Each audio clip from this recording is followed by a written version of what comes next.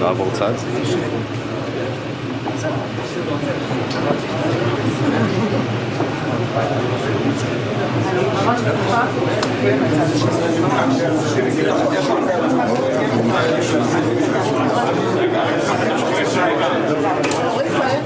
אין צורך.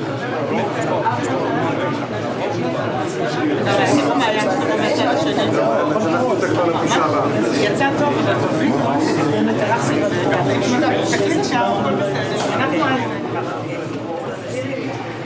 אמרתי, לא עם הגב.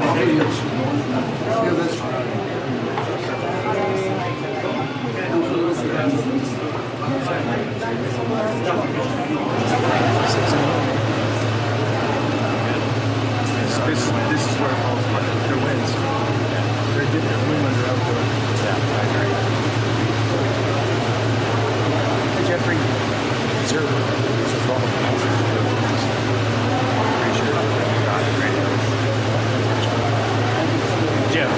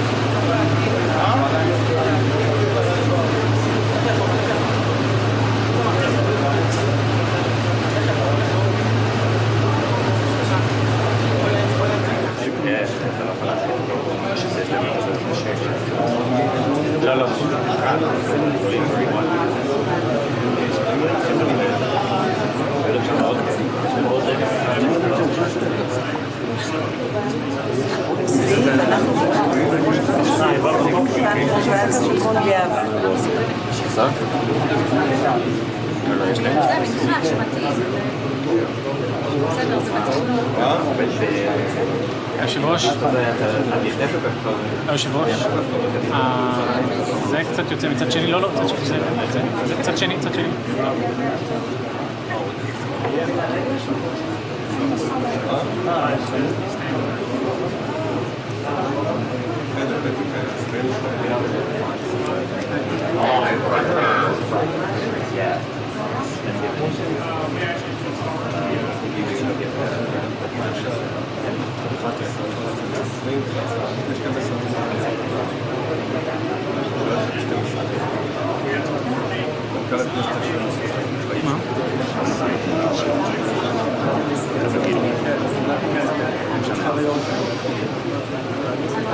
בסדר, הטיימינג נראה משמעותי. הפוטג' הקבוע שיש לנו, הולכים למליאה. אחד הימים הבודדים שאמרתי אני במליאה נראה, רואים אותנו הולכים לאט לקשר לצייה, אתה מוקטק, אני קוראים וואו.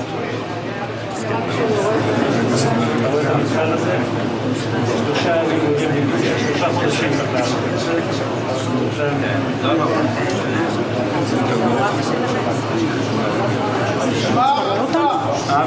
אבי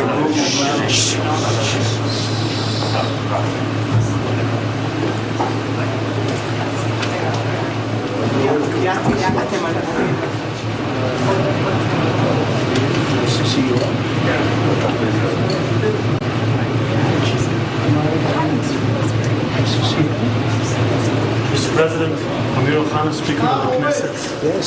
My partner Alon. Welcome to Jerusalem. Welcome to the Knesset. We've been longing for this day. It's a great honor. Thank you. It's our honor and pleasure. Thank you very much. You guys know each other. We know each other. I've been good collaborators. Good. Yes, please. This way, Mr. President.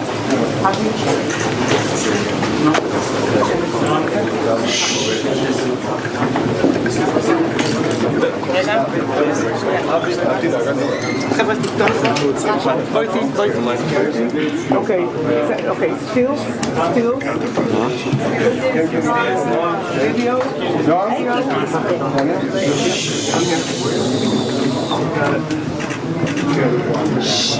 Let's start with one here. Let's look here first. Now this one. Then here. This one, Avi. And please here. שנייה אחת. Let's try again.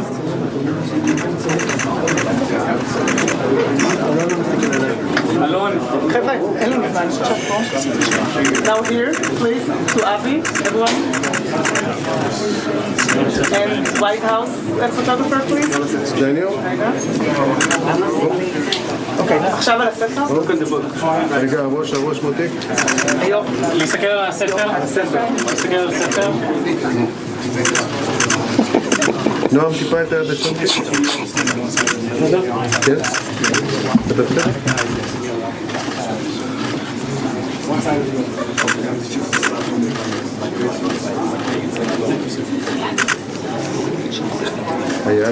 היד. Amen to that. We'll be here and then everyone should call back. Danny, you okay? I'm perfect. You want to do left leg? I'm good. Yes, sir.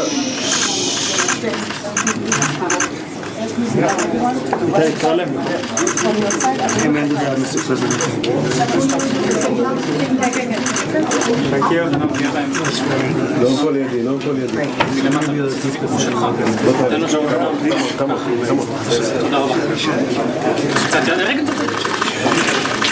אתה מלחיץ פה את כולם. אל תתערב. Thank you.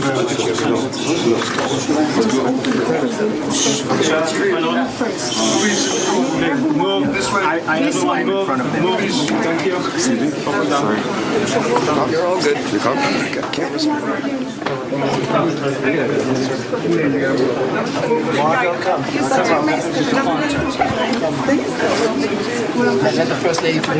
Daniel.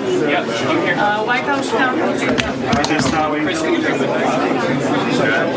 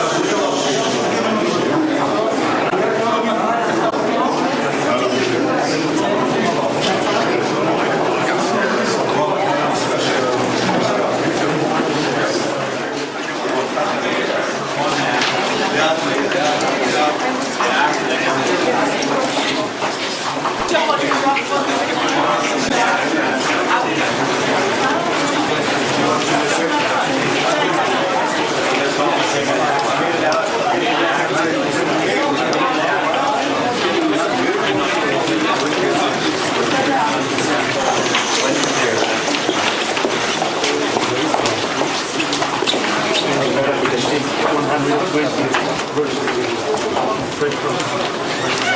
I met him. You did? Yes, once. You good, man? Had a great summer. It's today, isn't it? No, actually 2 days ago. 2 days ago. 11th of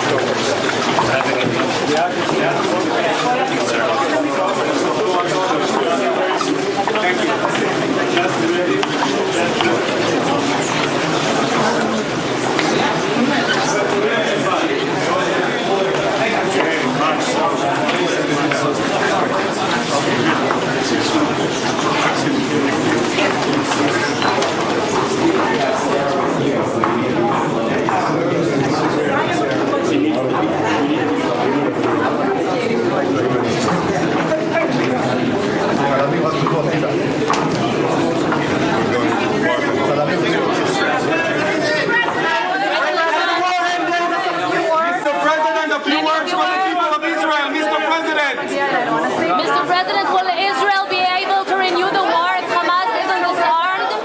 Mr. President, can we please get a few words? Mr. President, do you have a message?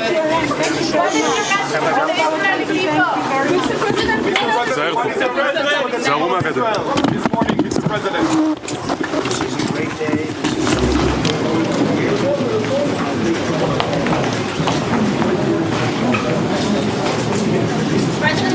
What would happen if Hamas does not comply with the... What would happen?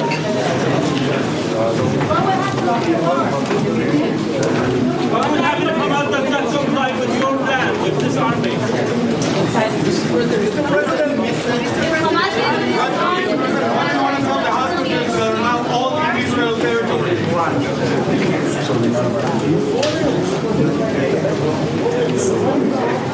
Mr. President, do you have any Has the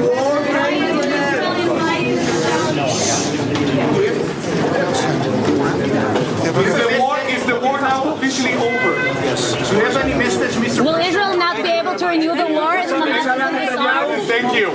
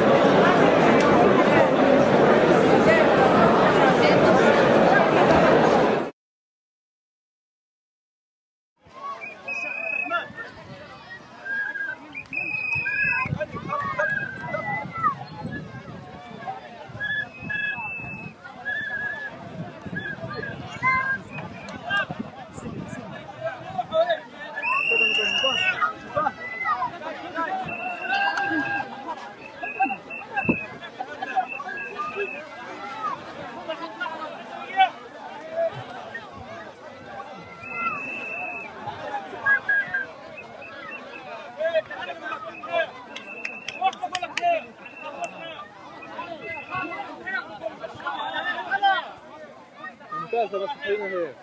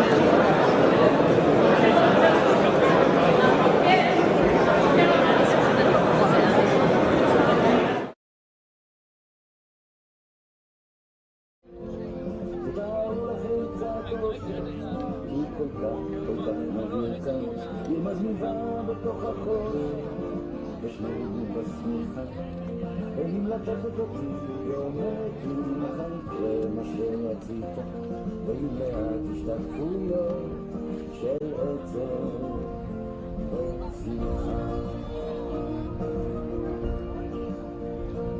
תתארו לכם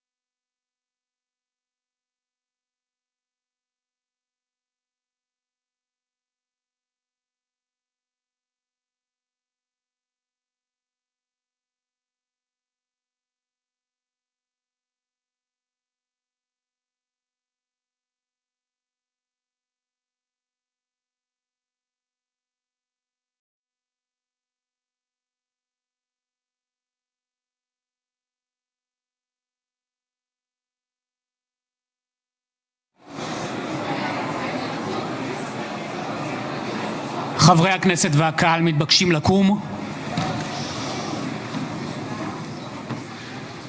כבוד הנשיאים, כבוד ראש הממשלה וכבוד יושב ראש הכנסת.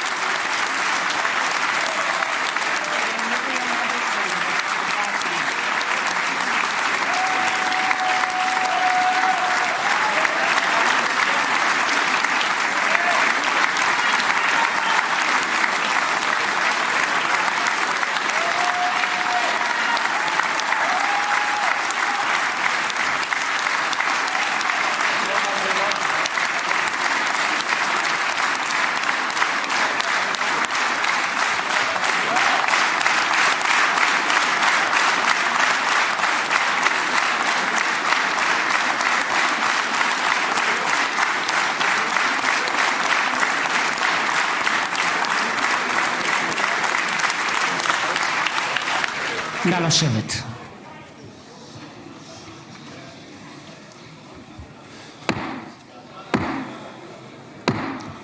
חברות וחברי הכנסת, היום יום שני, כ"א בתשרי התשפ"ו, 13 באוקטובר 2025, ואני מתכבד לפתוח את הישיבה המיוחדת של הכנסת לכבוד נשיא ארצות הברית של אמריקה, מר דונלד ג'יי טראמפ.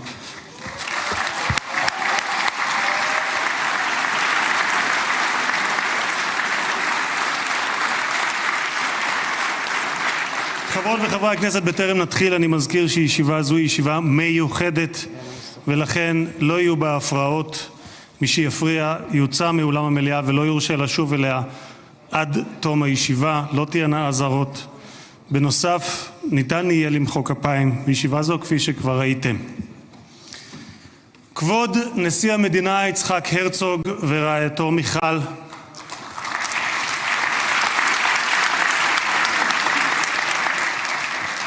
כבוד ראש הממשלה בנימין נתניהו ורעייתו שרה,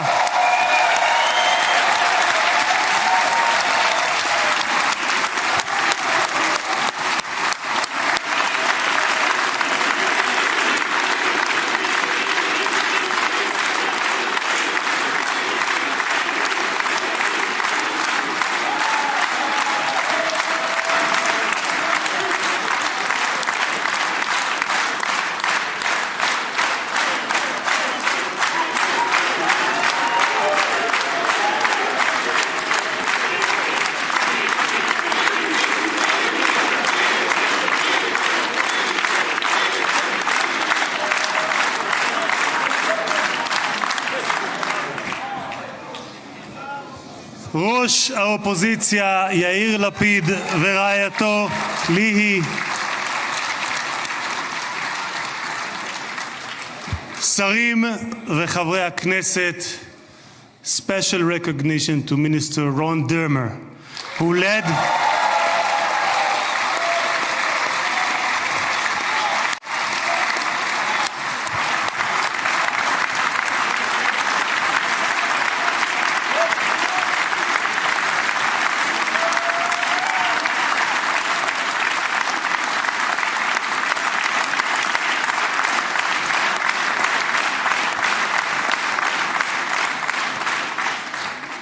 Special recognition to Minister Ron Dermer, who led the negotiation team on behalf of Israel. Thank you, Ron.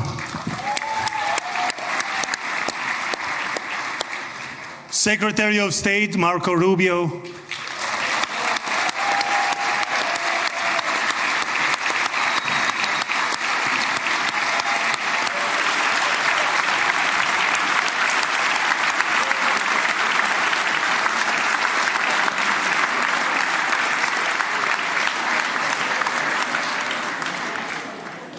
Secretary of War Pete Hegseth,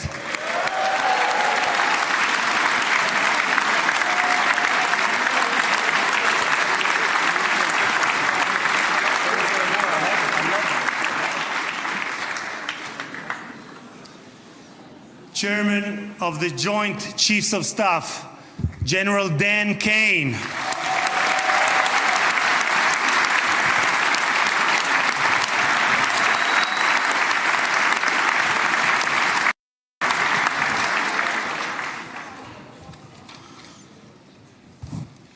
Two key players, President Trump's special envoy Steve Witkoff, who is here with his partner Lauren.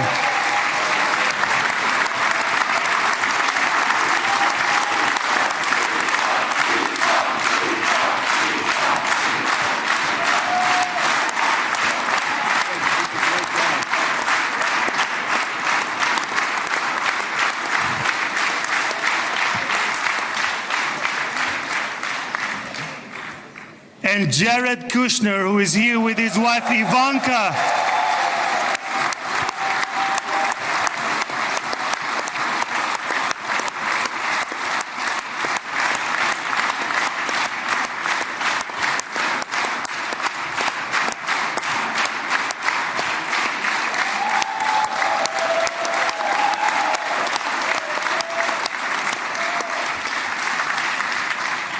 And thank you guys for everything that you have done to bring about this day.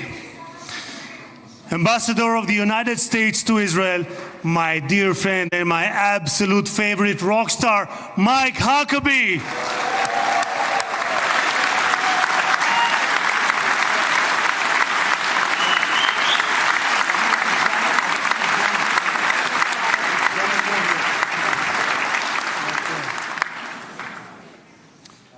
שגריר ישראל בארצות הברית, יחיאל לייטר.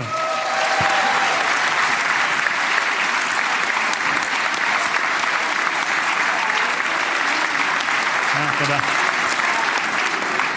שגרירים וראשי משלחות זרות, ראש עיריית ירושלים, משה ליאון ורעייתו סתווית, סגל א' של המדינה, ראשי גופי הביטחון, אלה שנמצאים איתנו ואלה שבשטח, הרמטכ"ל רב אלוף אייל זמיר,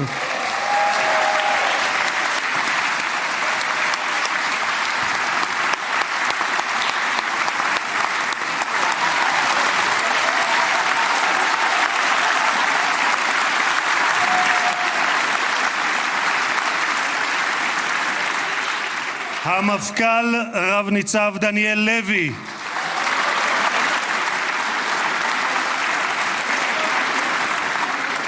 נציב שירות בתי הסוהר רב גונדר קובי יעקבי. הוא נמצא בשטח, הוא מאלה שנמצאים בשטח. נציב הכבאות וההצלה רב תפסר אייל כספי. ראש המוסד דוד ברנע.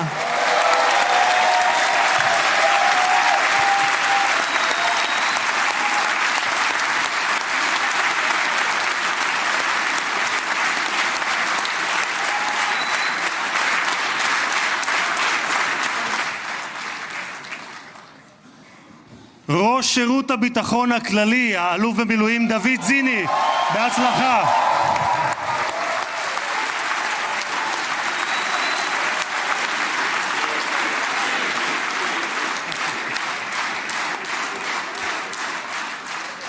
ראש מנהלת החטופים גל הירש.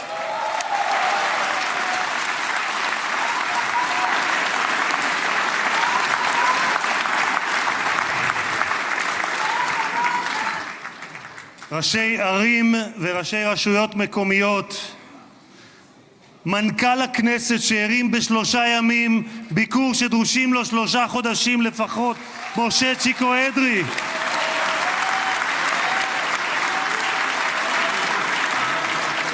מזכיר הכנסת עורך הדין דן מרזוק,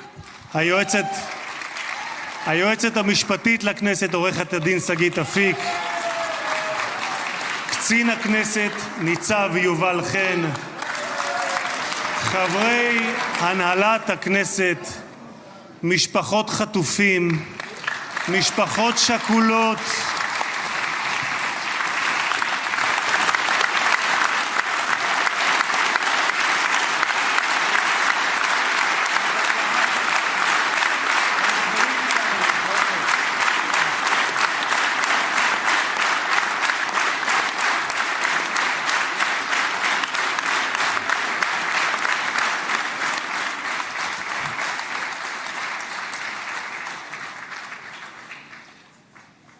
סגל א' של המדינה, מכובדים מהארץ ומהעולם, ואני פותר בזאת את הדוברים הבאים מאזכור כל המכובדים.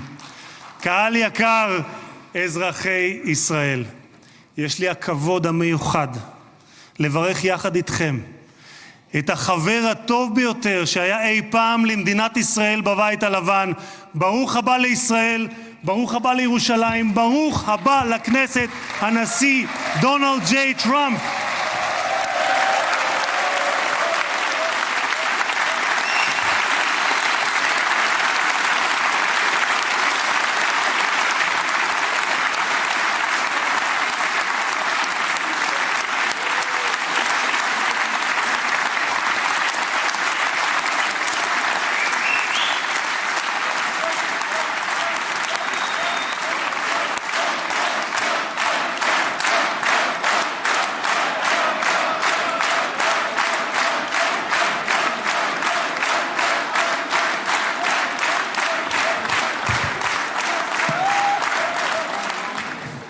אדוני הנשיא, אני מבקש להודות לך על שהענקת לכנסת את הזכות והכבוד להיות הפרלמנט הראשון מחוץ לארצות הברית שאתה מבקר בו בכהונתך הנוכחית.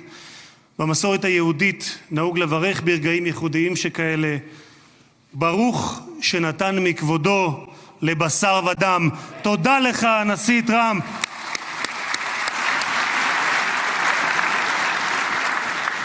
כבוד הנשיא, לפני 2000 שנה הוגלנו בכוח הזרוע מנחלת אבותינו, אבל בכל התפוצות בהן חיינו, מעולם לא שכחנו את ירושלים, הלב הפועם של העם היהודי מאז נוסדה כבירתו לפני 3,000 שנה, ואליה התפללנו שנה אחר שנה אחר שנה. ולפני 7 שנים היית אתה, הנשיא טראמפ, שבשם ארצות הברית של אמריקה הכרת בריבונות הישראלית על ירושלים.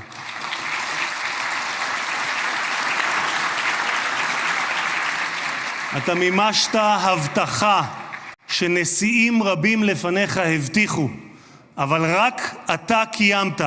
העברת את השגרירות האמריקאית לירושלים השלמה והמאוחדת. תודה לך, הנשיא טראמפ.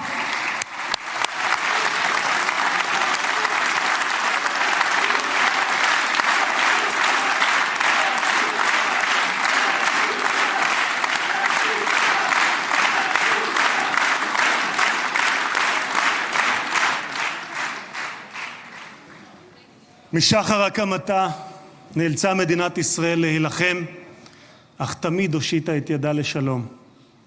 לפני 5 שנים הובלת יחד עם ראש הממשלה נתניהו את הסכמי אברהם.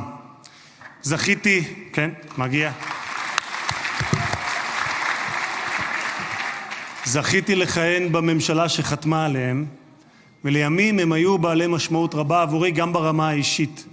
משום שלפני 2.5 זכיתי להיות יושב ראש הכנסת הראשון המקבל הזמנה רשמית לבקר בפרלמנט של מדינה ערבית, וזו הייתה המדינה שבה 2 הוריי שנמצאים כאן איתנו נולדו וגדלו, מרוקו. קרבת בין ישראל לבין 4 מדינות ערביות בהסכם שבבסיסו שלום תמורת שלום. תודה לך, הנשיא טראמפ.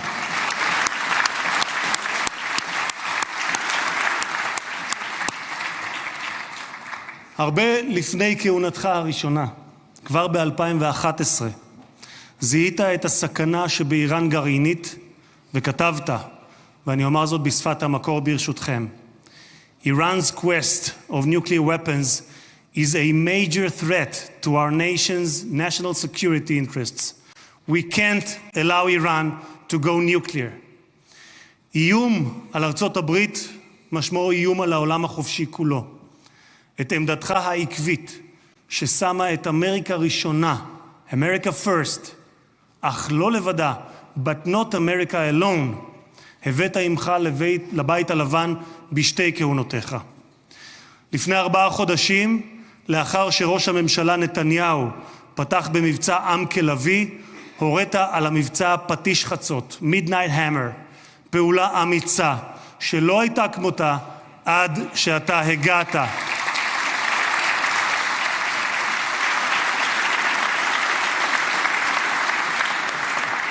בכך, אדוני הנשיא, מנעתם שואה גרעינית שאיראן ביקשה להמיט עלינו ועל העולם, מדינה שבפרלמנט שלה נבחרי הציבור זועקים מוות לאמריקה, מוות לישראל. והיום אנו יכולים לומר למשטר האייתולות באיראן, לא יהיה נשק גרעיני. תודה לך, הנשיא טראמפ.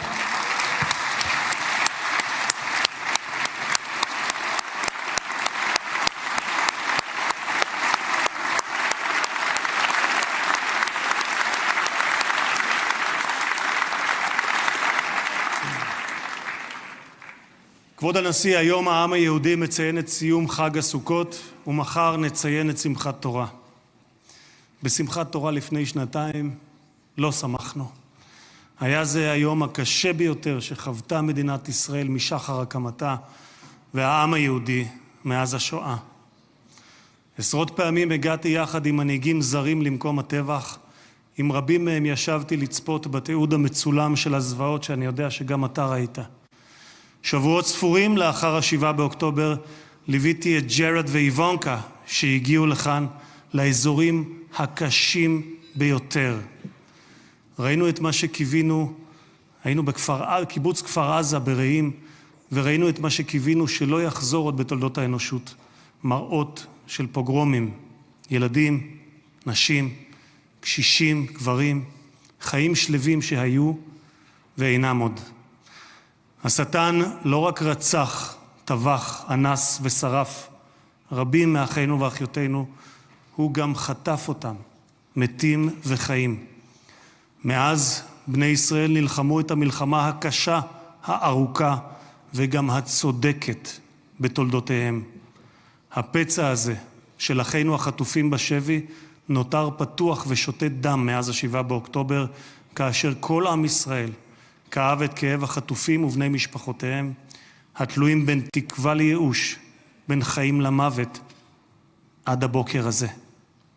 במשך 2, במקום בו יושבים האורחים ביציע שמולנו, כבוד הנשיא, השקיפו מעלינו תמונות החטופים. הבוקר, לקראת האירוע ההיסטורי הזה, זכינו להוריד את התמונות עם חזרתם של החטופים למשפחותיהם. אני אעשה משהו ספונטני, אדוני הנשיא. את סיכת החטופים הזאת, בצבעי כחול לבן, קיבלתי מצביקה מור, אבא של איתן מור. אני מתכבד להוריד אותה, כי לפני רגע דיברתי עם צביקה, איתן כבר בידיהם, והם חוגגים את האיחוד הזה. תודה לך, הנשיא טראמפ.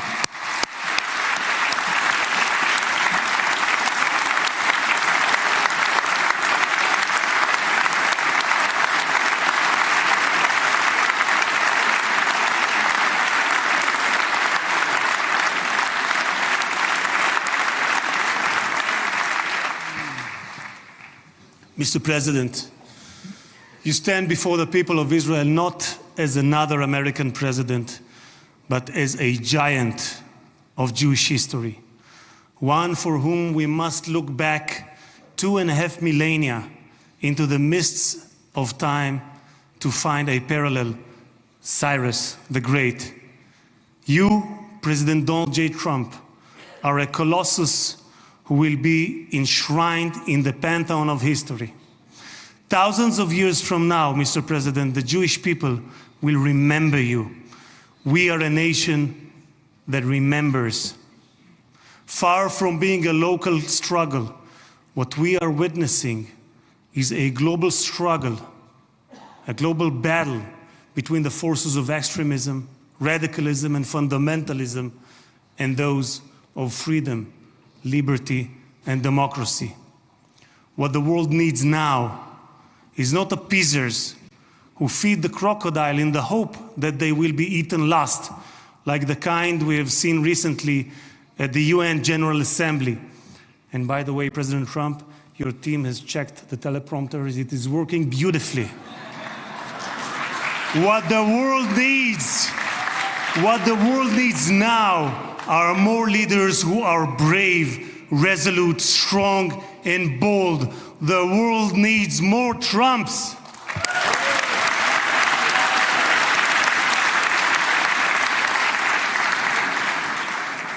Mr. President, with your permission, I would like to take this moment to address Prime Minister Netanyahu.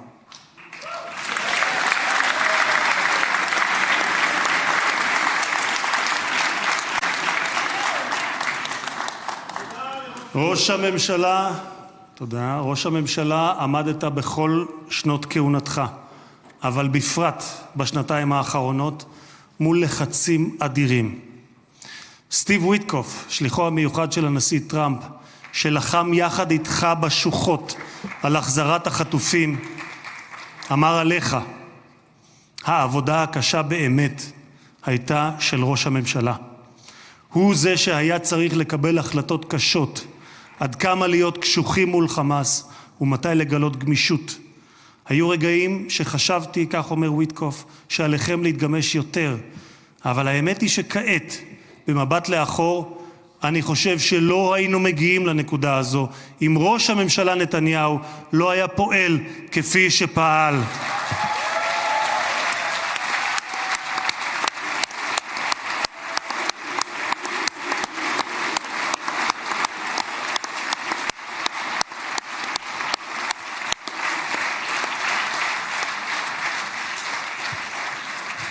גם הנשיא שלי, ממשיך וויטקוף, גם הנשיא שלי, אתה אדוני, הנשיא טראמפ, מאמין בכך.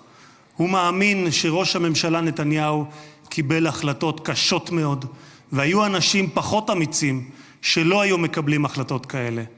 והנה אנחנו כאן היום, משום שלחמאס לא הייתה ברירה, כך אומר וויטקוף. הם נאלצו להגיע להסכם הזה. הלחץ היה עצום ולכם יש צבא גדול. התקדמתם משמעותית בשטח, וזה מה שהוביל להסכם הזה. כך אומר השליח וויטקוף. אדוני ראש הממשלה, אתמול בדרכו לישראל אמר הנשיא טראמפ שאתה הוא האיש הנכון בזמן הנכון. ואני גאה לומר כאן לעיני העולם שבזכותך הגענו להישגים הרבים שאליהם הגענו. תודה לך, ראש הממשלה.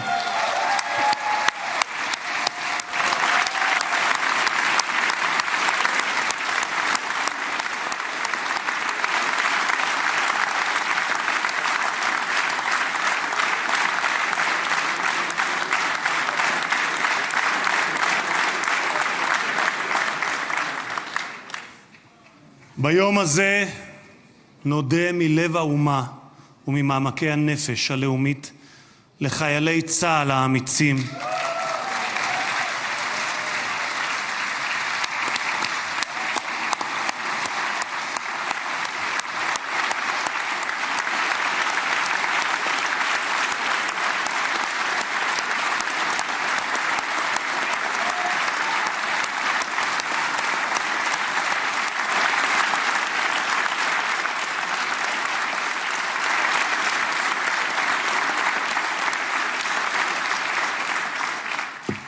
נודה לחיילי צה"ל האמיצים שהסתערו קדימה כאריות וסיכנו את חייהם כדי להגן על מדינת ישראל.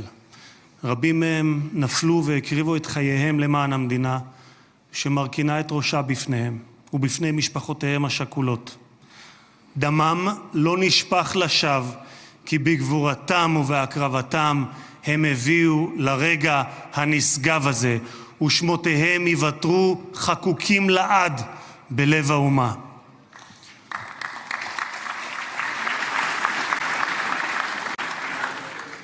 President Trump, you are the president of peace.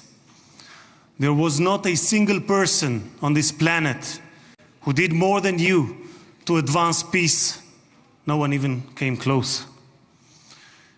Your election to the presidency marked a turning point, not only for the United States, but for the entire world.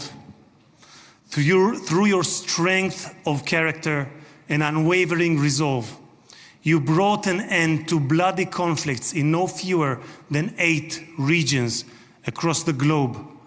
In less than 9 months, you became one of the most consequential presidents in history. You saved countless lives that would have been lost without your leadership.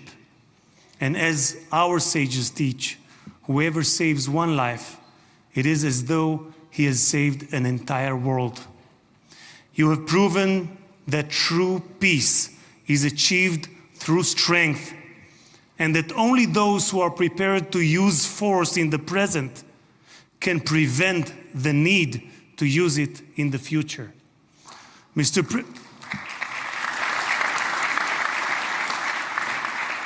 President, you, more than any other individual, are deserving of the highest recognition for your efforts in promoting peace.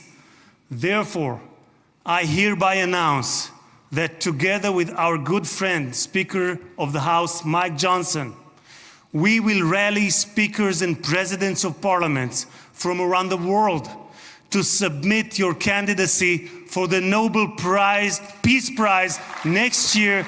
There is no one more deserving than you, President Trump.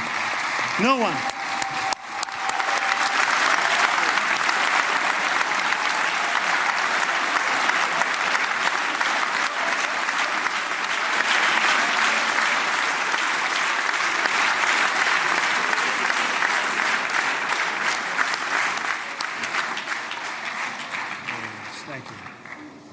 אדוני הנשיא, אנחנו ניצבים בפני ההיסטוריה ברגע נשגב שיחקק לדורות.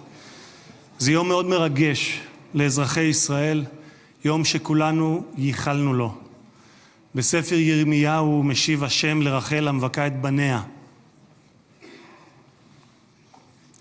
מנעי קולך מבכי ועינייך מדמעה, כי יש שכר לפעולתך, נאום אדוני, ושבו מארץ אויב. ויש תקווה לאחריתך, נאום אדוני, ושבו בנים לגבולם.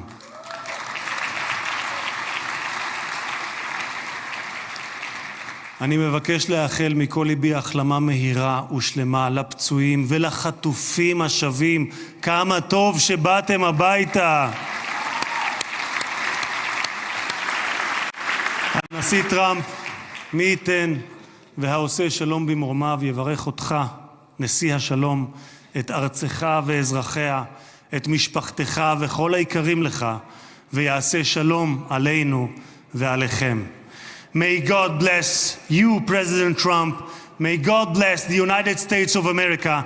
And may God bless the state of Israel. תודה רבה וחג שמח.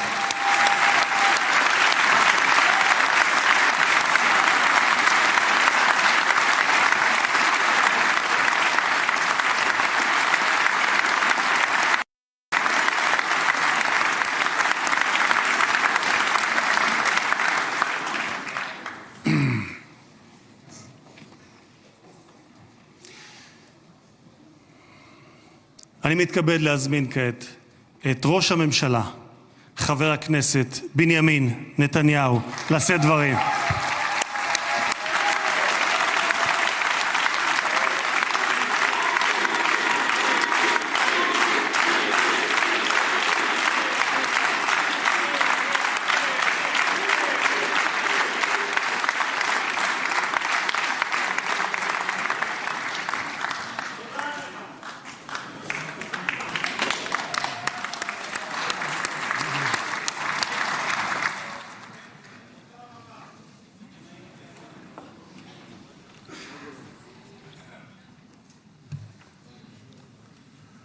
מכובדי הנשיא הרצוג ורעייתו מיכל, מכובדיי הרבים, ובראשם ידידנו הגדול, נשיא ארצות הברית, הנשיא דונלד ג'יי טראמפ.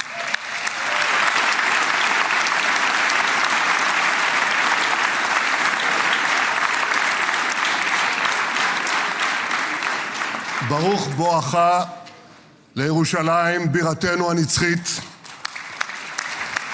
ברוך בואך לישראל ביום המרגש הזה שיחקק בתולדות עמנו. וגם אתה, הנשיא, תחקק בתולדות עמנו, כי כבר נחקקת בתולדות האנושות. אבל אנחנו, כפי שנאמר, זוכרים את ידידנו, ואנחנו יודעים את חלקך החשוב והמכריע בהחזרת יתרת חטופינו ביום הזה שהתבשרנו עכשיו, רק לפני שעה קלה, שכל חטופינו החיים שבו אלינו. איזו התרגשות.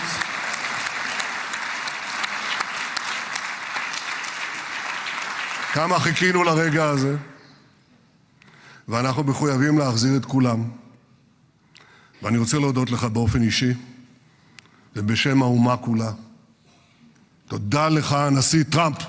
תודה לך.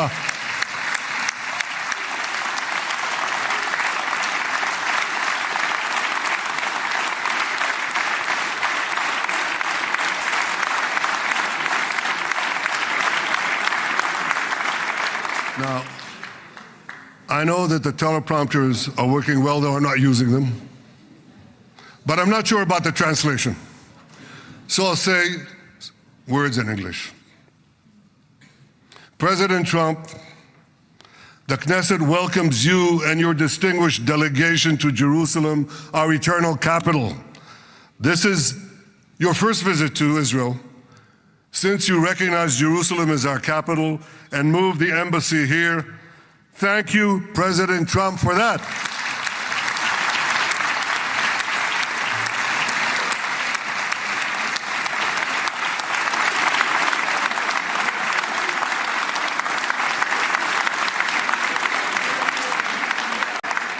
There are many other reasons to thank you since your last visit here.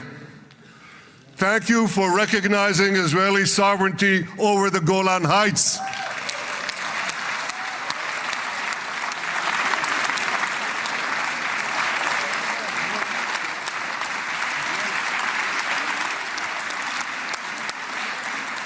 Thank you for standing up to the lies against Israel in the United Nations.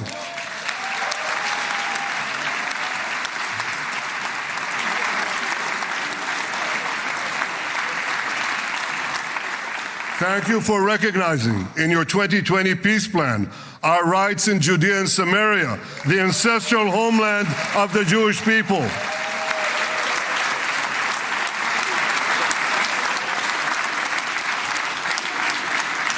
Thank you for brokering the historic Abraham Accords. Abraham, Eskemei Avraham.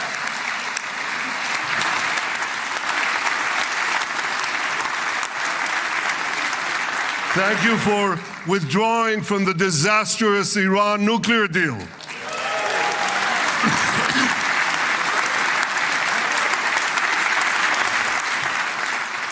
Thank you for supporting Operation Rising Lion and for your bold decision to launch Operation Midnight Hammer. Boy, is that, you got to hear this.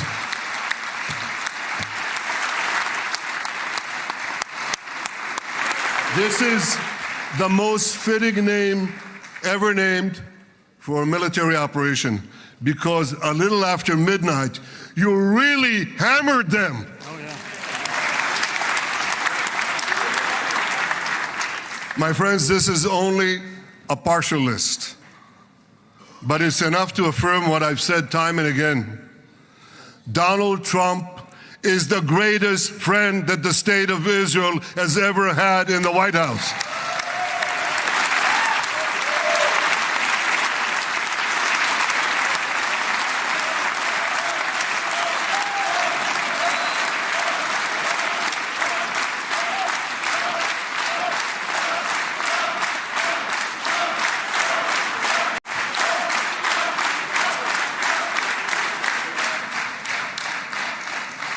No American president has ever done more for Israel. And as I said in Washington, it ain't even close. It's really not a match. Mr. President, today we welcome you here to thank you for your pivotal leadership in putting forward a proposal that got the backing of almost the entire world. A proposal that brings all our hostages home.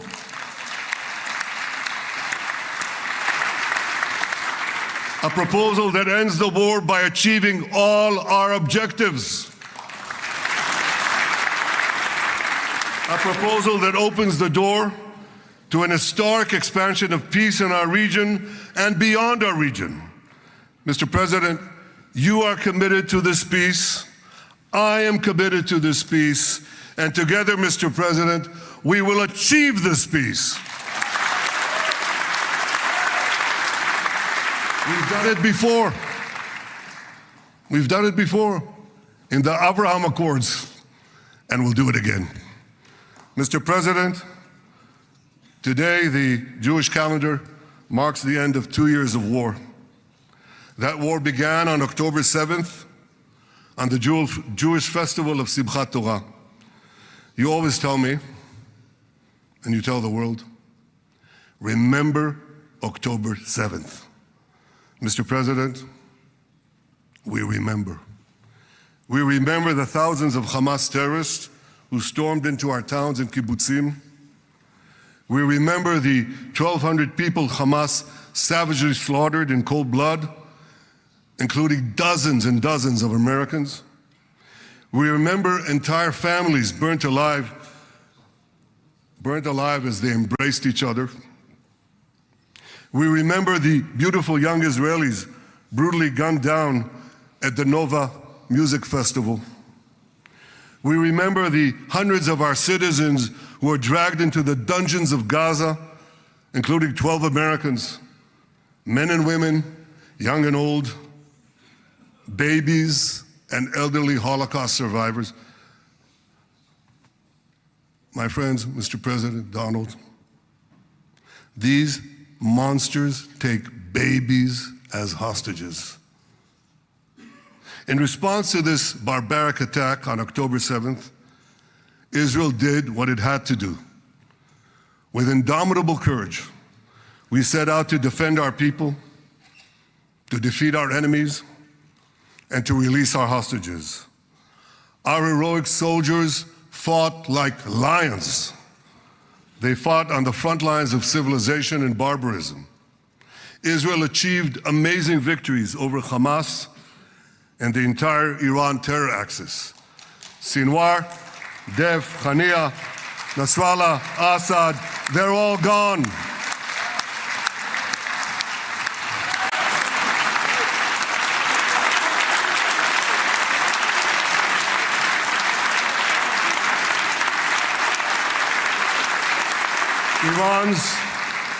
Iran's nuclear weapons and ballistic missile program, with your enormous help, Mr. President, rolled back. Half the Houthi leadership wiped out. But the price of this victory, the price of these victories, has been heavy. Nearly 2,000 of Israel's finest were lost, nearly half in battle. They left behind parents, spouses, siblings, and children. Their love and laughter, their promise and potential were lost forever. To the families of our fallen fighters, many of them are here, I say, I know the depth of your pain.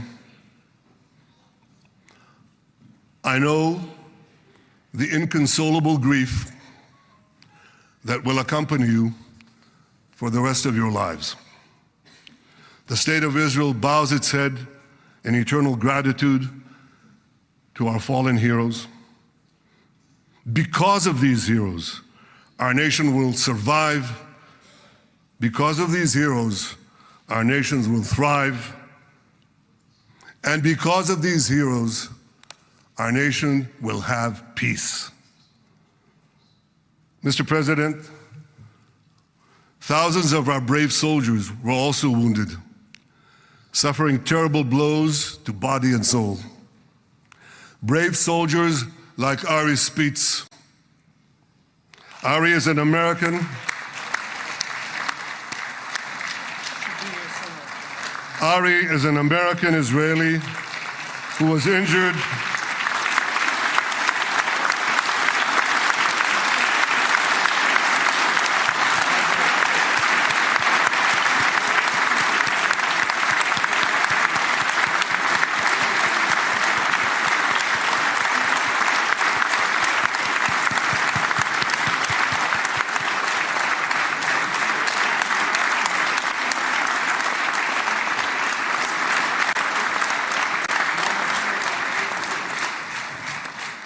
Ari is an American Israeli who was injured in Gaza while searching for Hamas terrorists and weapons. 2 of Ari's comrades were killed in this action and 10 were injured. Ari was presumed dead, but made a miraculous recovery despite losing 3 limbs. Ari, stand up for a minute alone. Stand up. There you go. There. Ari, you are the spirit of Joshua. You are the spirit of David. You are the spirit of the Maccabees. You are the spirit of Israel. I salute you. We all salute you.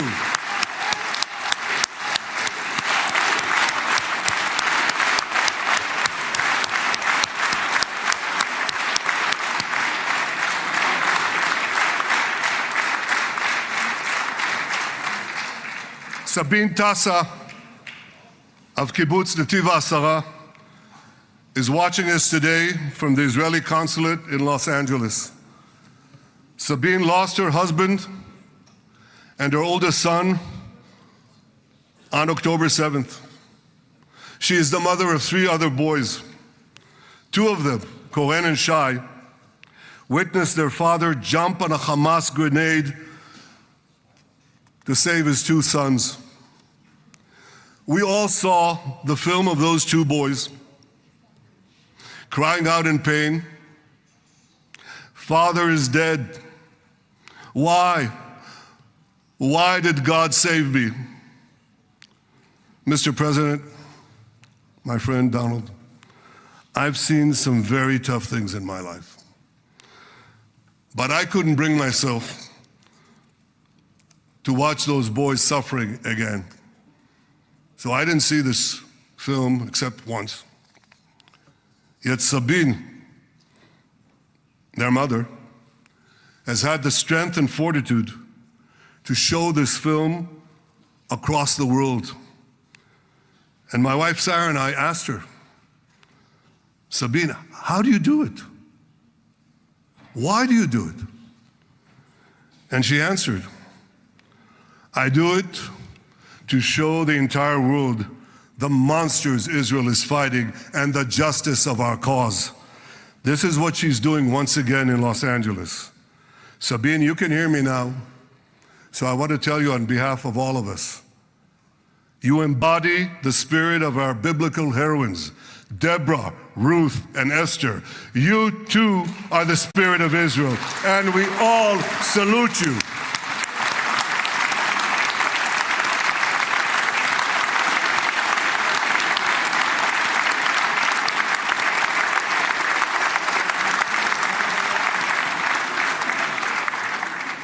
Mr. President, you asked me on our many conversations during the 12-day war with Iran, you asked me, how are the people holding up? And I said to you, our people are strong. Israelis are a nation of lions with unlimited resolve to defend our country and secure our future.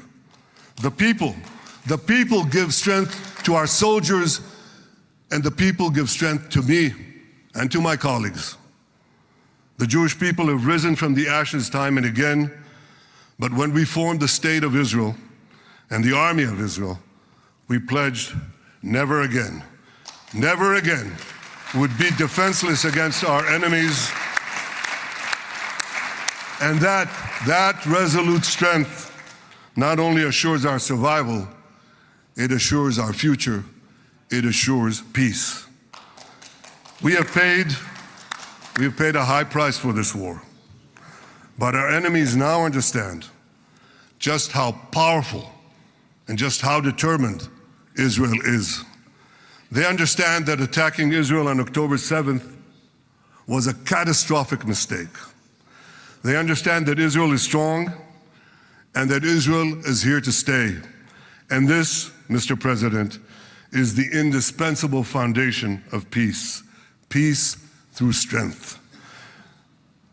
Ladies and gentlemen, this is a momentous day, a day of great joy as the remaining hostages come home. My wife Sarah and I have met with the hostage families many times. There were no words to describe their agony, only tears of bottomless sorrow and unimaginable pain. At the beginning of the war, I promised to bring all the hostages home. Today, with the indispensable help, the determined and focused help, the unremitting help of President Trump and his team, and with the incredible sacrifice and courage of the soldiers of Israel, we are fulfilling that promise.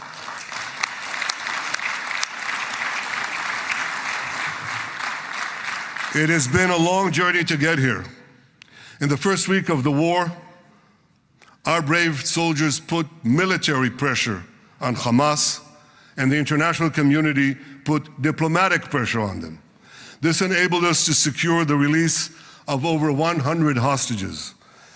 In heroic rescue attempts behind enemy lines, Israel's special forces rescued 8 live hostages and brought back the remains of dozens more. But as time went on, we all know what happened. The diplomatic pressure was turned on its head. More and more governments bought into Hamas's false propaganda. More and more governments succumbed to anti-Semitic mobs in their own countries. They just turned on Israel. They called for us to surrender to Hamas demands, just leave Gaza immediately, they said, end the war without committing to disarm Hamas, without committing to demilitarize Gaza. Had Israel succumbed to those demands, not only would Sinwar, Nasrallah, Assad, and Iran's missile and nuclear program remain intact. Not only that, because in no time, the Hamas killers would be back on the border fence, ready to repeat the horrors of October 7th again and again, as they vowed to do. But just at that point of maximum pressure on Israel, a man named Donald J. Trump was elected President of the United States.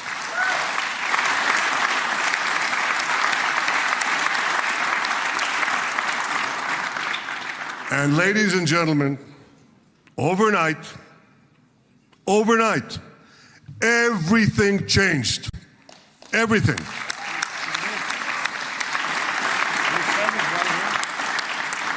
Mr. President, thanks to your unequivocal backing of Israel, we secured a second hostage deal within weeks of your election. And in the months that followed, we worked closely together to forge a path to bring the remaining hostages home and end the war. End the war in a way that ensures the disarming of Hamas, the demilitarization of Gaza, and that Gaza would never again pose a threat to Israel. 2 months ago, you fully backed my decision to send the IDF into the last Hamas stronghold in Gaza City. You shared my view that this military pressure would help free the hostages. And despite all the criticism, all the naysayers, we were right. Hamas caved in. And 2 weeks ago, you succeeded in doing something miraculous. You succeeded in doing something that no one believed was possible. You brought most of the Arab world, you brought most of the world behind your proposal to free the hostages and end the war. I want to thank Steve Witkoff, Jared Kushner, and Ron Dermer for their great contribution to this effort.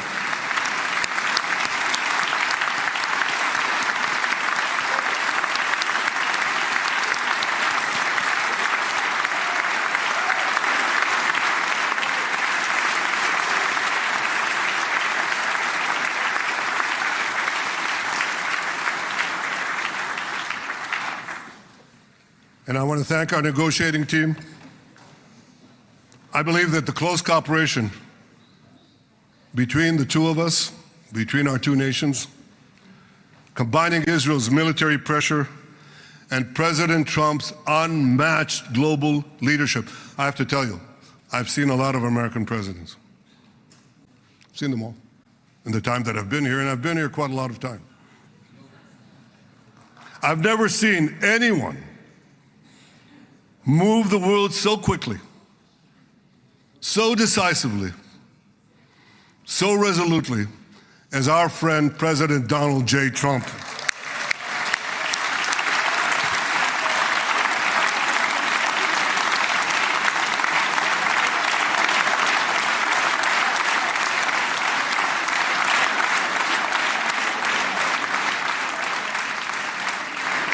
With our military pressure and President Trump's global leadership, we achieved this historic moment.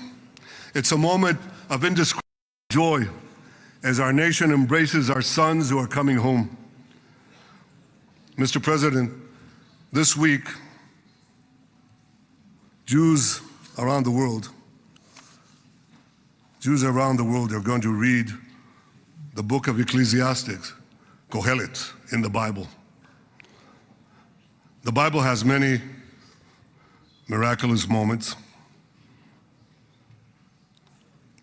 One of them was your decision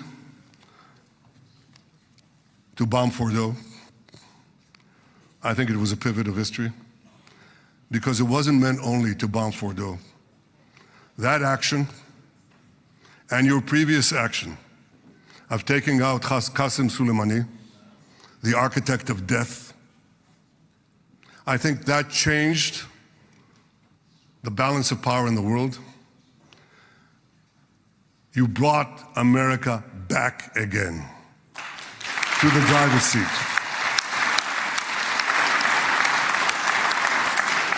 Now, I said that we're going to read this week the book of Ecclesiastes. It's not a book of action.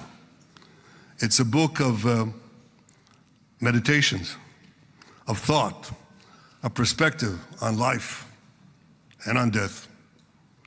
And in this book, we read the immortal words of King Solomon. To everything there is a season, and a time for every matter under heaven. Et milchama ve'et shalom. A time for peace and a time for war. The last 2 years have been a time of war. The coming years will hopefully be a time for peace.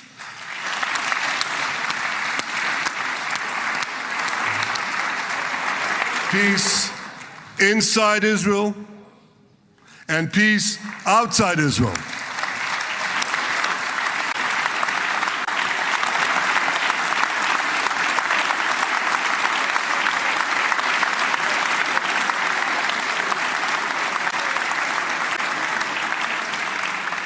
I look forward to continuing marching with you on the path we paved together with the Abraham Accords. Under your leadership, we can forge new peace treaties with Arab countries in the region and Muslim countries beyond the region.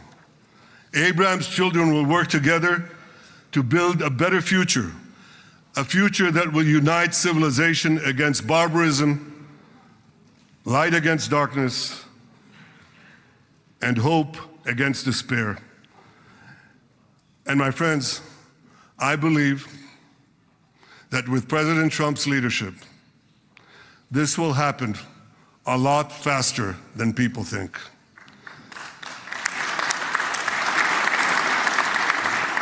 As Prime Minister of Israel, I extend my hand to hold those who seek peace with us. No one wants peace more than the people of Israel. Israel will always remain vigilant in defending itself, and Israel will always remain full of hope. Hope is our national anthem. Hope is our creed. Hope is our strength. It is time, my friends, to realize that hope and expand the circle of peace. Mr. President, thank you for all you have done for us. I have submitted your nomination to be the first non-Israeli recipient of the Israel Prize, Israel's highest award. As to that other prize, just a question of time, you'll get it. But I want you to get the Israel Prize, our highest award, to our greatest friend.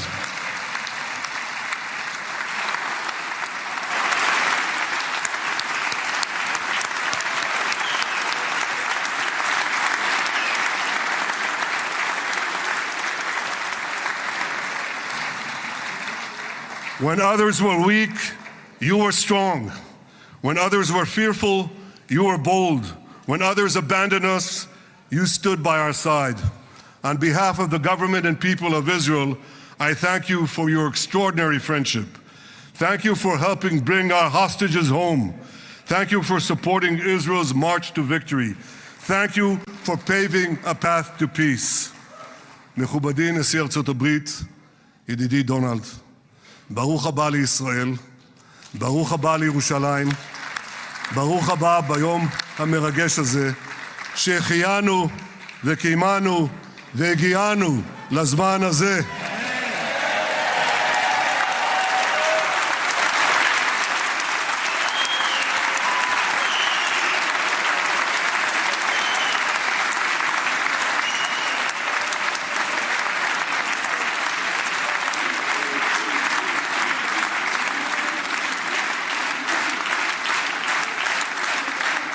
May God bless you and your family, Mr. President. May God bless America. May God bless Israel. And may God bless the covenant between our two promised lands. Thank you, Mr. President.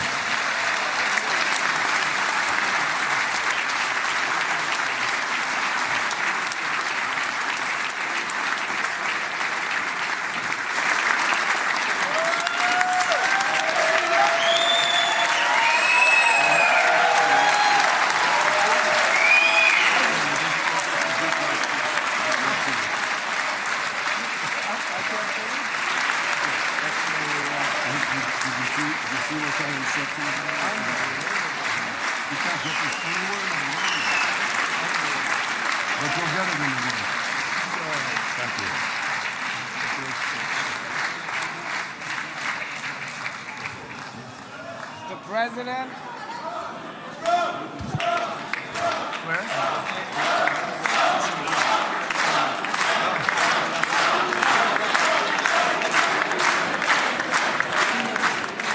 Come on up, opposition. Come on, opposition. Yeah. Okay.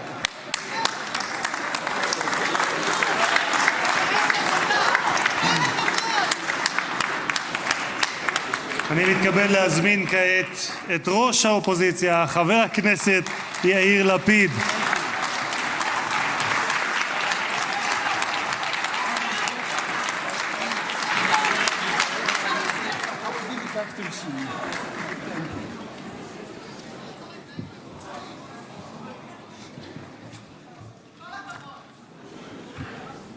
Mr. Speaker, members of Knesset, ministers, President Herzog, Prime Minister Netanyahu, distinguished guests, Your Excellency, President Trump.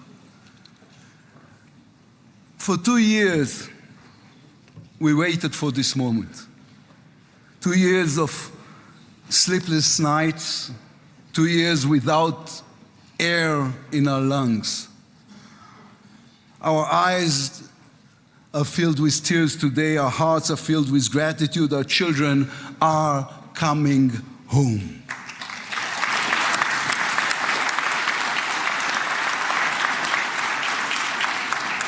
In the Babylonian Talmud, a sacred book of the Jewish people, it is written, whoever destroys one life, it is as though he destroyed an entire world, and whoever saves one life, it is though as he has saved an entire world. Mr. President, you have saved the lives of our hostages.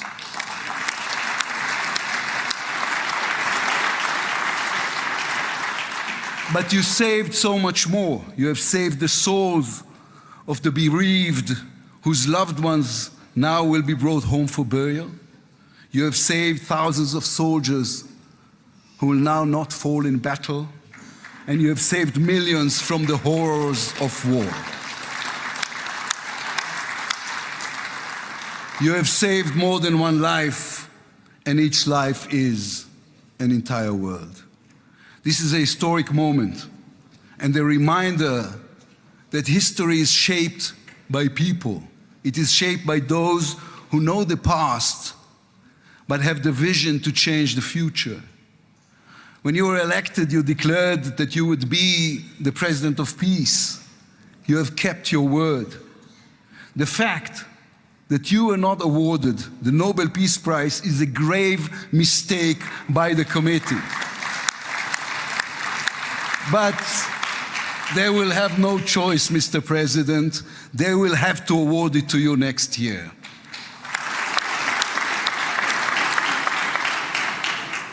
Peace will not come by waiting. It will come by building, by reaching out, and by daring once again to believe. You, Mr. President, have done the unimaginable. We will be eternally grateful. But we also need to take responsibility. The destiny of Israel will always be written by the people of Israel. We must now prove ourselves worthy of what has been achieved.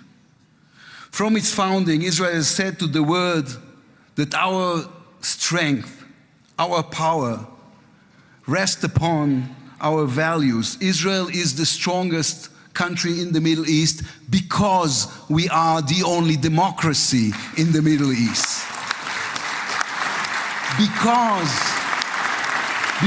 we believe in the principles laid in our Declaration of Independence, which says Israel will ensure complete equality of social and political rights to all its inhabitants, irrespective of religion, race, or sex.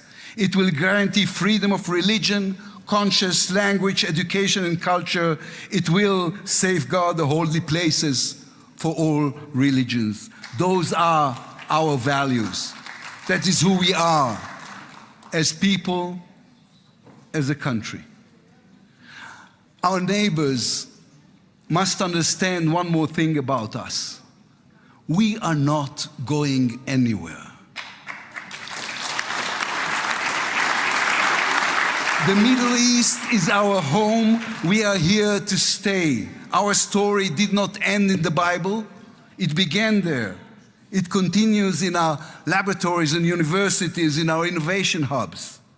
Hamas, Hezbollah, Iran, and the Houthis, they all read the wrong intelligence reports. The real intelligence report on Israel's intentions is found in the book of Genesis. And I will give you and your descendants after you the land of Canaan for an everlasting possession. We call upon the nations of the Islamic world and all our neighbors, Saudi Arabia, Syria, others. We are here to stay. We can do great things together. Come and talk to us. Mr. President, You are the one who can make it happen as you did with the historic Abraham Accords. Then too, no one believed it was possible. Then too, you imposed your vision on everyone. While others spoke of difficulties, you created opportunity. You can be the one to bring the next wave of peace. The people of Israel support this. They want this. We are ready. And you can later today in Egypt with your unbelievably talented team, my friends Steve Witkoff, Jared Kushner, Marco Rubio, Pete Hegseth, forge a regional alliance that will change not only the Middle East but the entire world. After 2 years of war, the peoples of this region should look around and ask themselves, whose situation is better? Those who chose the path of peace or those who chose the path of war? Those who invested in their people, in the education of their children, in science and education and technology, or those who invested in hate and in violence? From here I say to all those who demonstrated against Israel these past 2 years, on the streets of London and Rome, in Paris and in Columbia University. I do not represent the government. As you know, I am the leader of the opposition. And I tell you, then, you were deceived. You were deceived. Propaganda experts, funded by terror money, manipulated you. Now that the war has stopped, you have time and a chance to go and learn the facts. The truth is, there was no genocide, no intentional starvation.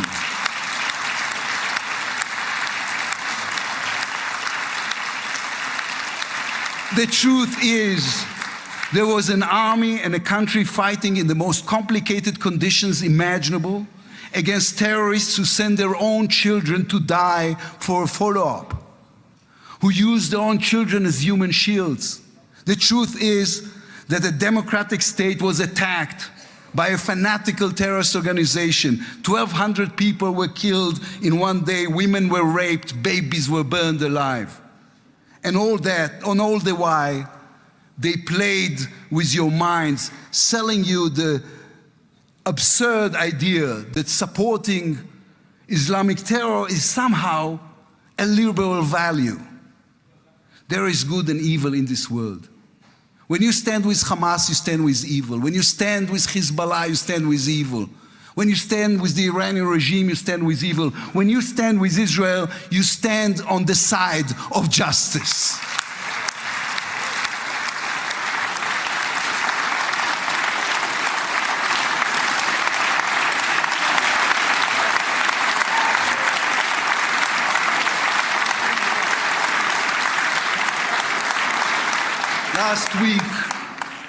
Last week I attended the 7th October memorial ceremony.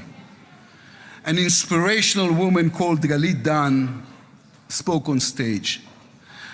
Galit had a daughter, Noya, a 13-year-old girl who was autistic like my daughter. And Noya was full of light. She loved Harry Potter. On that dark day, Noya was sleeping at her grandmother's, Carmela's house in Kibbutz Nir Oz. Carmela was 80 years old. Their bodies, grandmother and granddaughter, were found embraced. They were murdered together.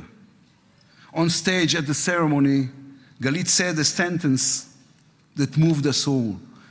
We don't want revenge, she said. We want redemption. Today, the redemption begins. Israel has endured 2 terrible years on the battlefield and in the international arena. But in those 2 years, we also rediscovered our own greatness. We remember how good we can be. Our pilots who took control of the skies over Iran.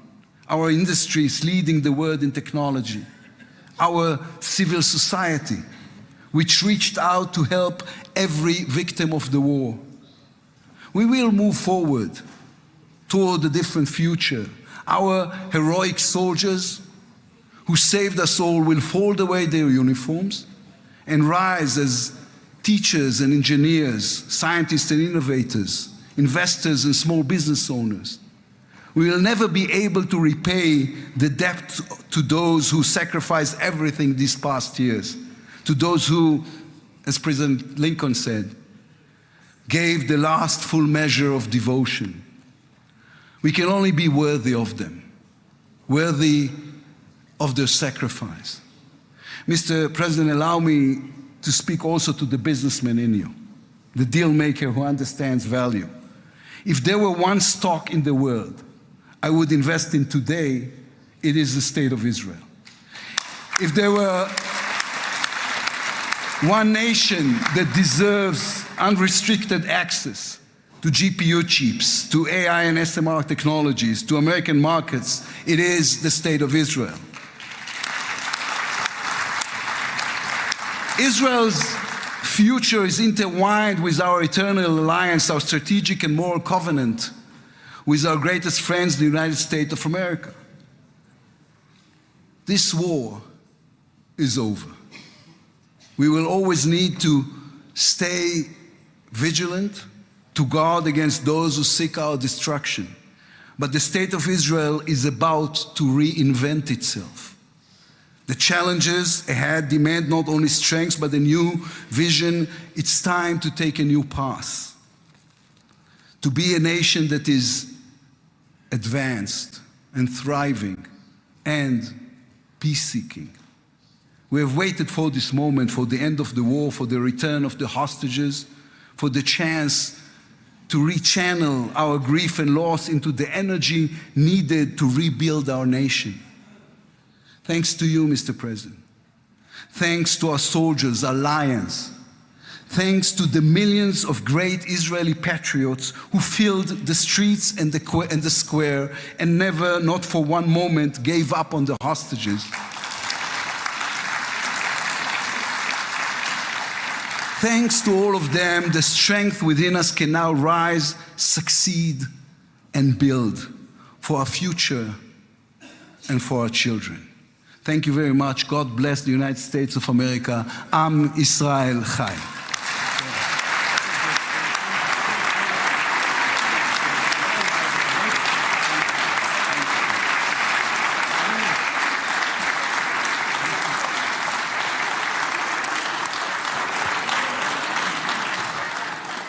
אני מודה לראש האופוזיציה. ועכשיו, members of the Knesset, it is now my distinct honor to invite the President of the United States of America, His Excellency Donald J. Trump, to address the Knesset.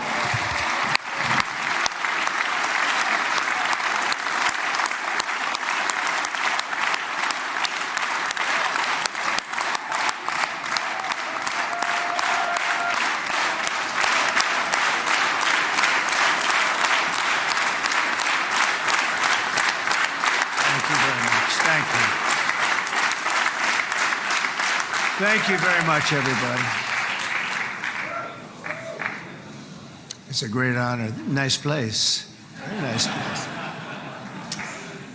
Mr. President, Mr. Prime Minister, Mr. Speaker, esteemed members of the Knesset and cherished citizens of Israel, we gather on a day of profound joy, of soaring hope, of renewed faith, and above all, a day to give our deepest thanks to the Almighty God of Abraham, Isaac, and Jacob.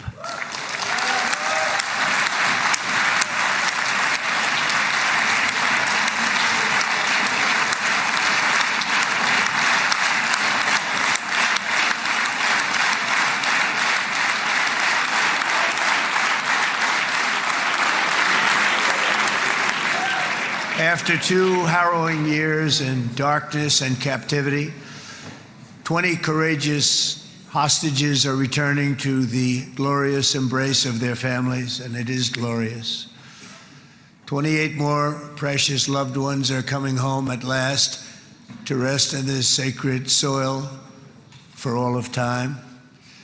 And after so many years of unceasing war and endless danger, today the skies are calm, the guns are silent, the sirens are still, and the sun rises on a holy land that is finally at peace, a land and a region that will live, God willing, in peace for all eternity.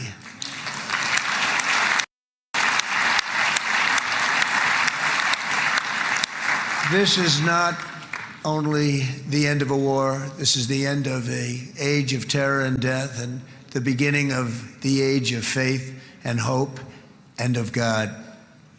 It's the start of a grand concord and lasting harmony for Israel and all the nations of what will soon be a truly magnificent region. I believe that so strongly. This is the historic dawn of a new Middle East. I want to express my gratitude to a man of exceptional courage and patriotism whose partnership did so much to make this momentous day possible. You know who I'm talking about. There's only one, Prime Minister Benjamin Netanyahu. Bibi, please stand up.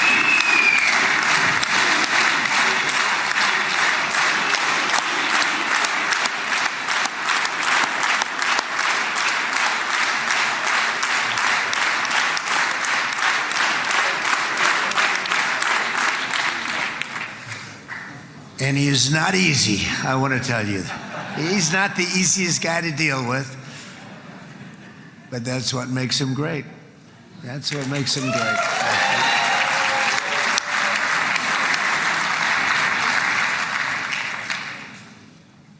Thank you very much, baby. Great job.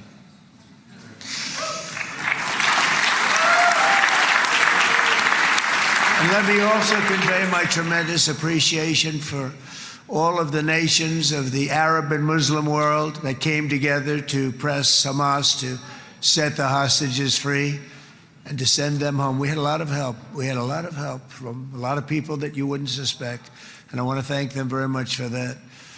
It's an incredible triumph for Israel and the world to have all of these nations working together as partners in peace. And it's pretty unusual for you to see that, but it happened in this case. This was a very unusual point in time, a brilliant point in time.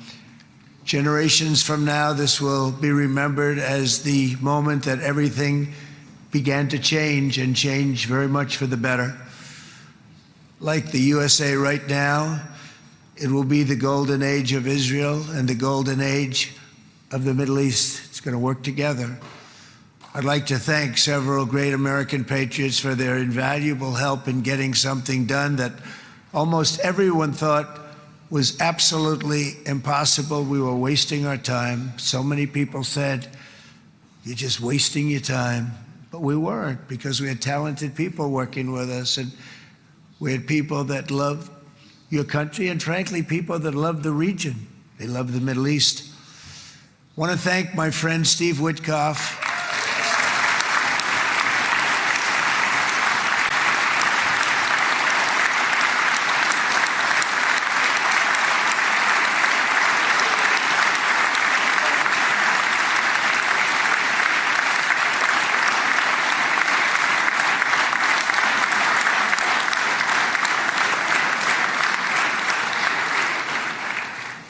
You know, Steve was chosen by me. He never did this before, but I knew him as a few things. He was a great businessman, but I know a lot of great businessmen, to be honest with you. He had tremendous negotiating skills, but I know a lot of people that negotiate pretty well, although it is an art. But there are people that can negotiate pretty well. But most importantly with Steve, he's just a great guy. Everybody loved him. Everybody. I mean, I know some negotiators that are so good, but you wouldn't have had peace in the Middle East. It would be in World War III right now with some of these guys. Everybody loves Steve, and they respect him, and they somehow can relate to him. I've known him for many years, and I've seen it over and over again. הכנסת עודה.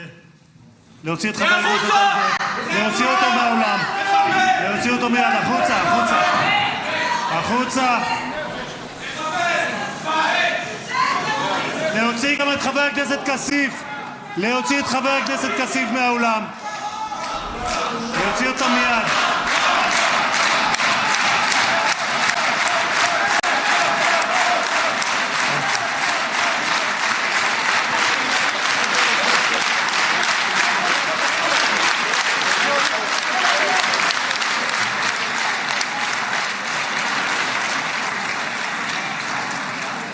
Sorry for that, Mr. President. Thank you. Please.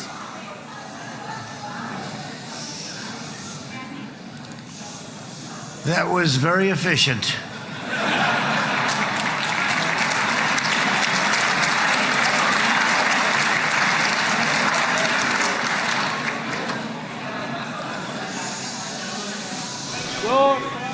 So back to Steve. He's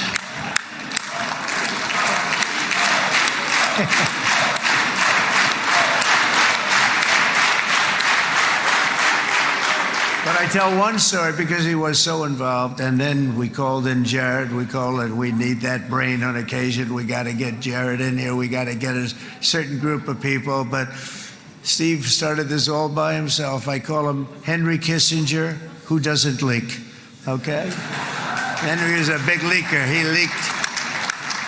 Steve doesn't leak. Steve just wants to get the job done. He wants to do what's right. But I'll give you just a quick story because, as you know, he's working on the war with Russia and Ukraine, a war that would have never happened if I were president. A shame. 7,000 young soldiers a week are being killed. More than that this last week. It's a shame. It should have never happened. But it did happen, and we won the race, and I took over this horrible war that's been raging, and I thought it would be easily settled. I thought it was a hell of a lot easier than doing what we just did very successfully with Israel and a lot of other people. But this came first, and we'll get that one. But I set up a meeting for him to meet with President Putin, thinking it would be a 15 or a 20-minute meeting. Steve had no idea about Russia, had no idea about Putin too much, didn't know too much about politics, wasn't that interested. He was really good at real estate, but he had that quality that I was looking for, and I didn't see it around in too many ways. And I set up the meeting with Putin, and I called. I said, is Steve finished yet? That was about a half an hour into the meeting. No, sir, he's not. He's still inside. This is in Moscow. I said, well, how's he doing? I don't know, sir. He's still inside. I called up an hour later. Let me speak to Steve. Sir, he's still with Putin. He's with President Putin. I said, wow, that's a long meeting, 1 hour. I called up an hour later, he was still with Putin. 3 hours later, he was still with Putin. 4 hours later, he started to get the word that he was going to be coming out soon. And in 5 hours, he came out. I said, what the hell were you talking about for 5 hours? And he says, just a lot of interesting things. We're talking about a lot of interesting things, including what he went in there for, but you can't talk about it for 5. You can talk about it for a certain period of time, and you know what you're getting. But that's a talent. That's a talent where you can do that. Most people I'd send in, number one, they wouldn't be accepted. Number two, if they were, the meeting would last 5 minutes. And that's what happens with Steve. Everybody loves him. They love him on this side. They love him on the other side. And he really is. He's a great negotiator because he's a great guy. So thank you very much, Steve. Very much.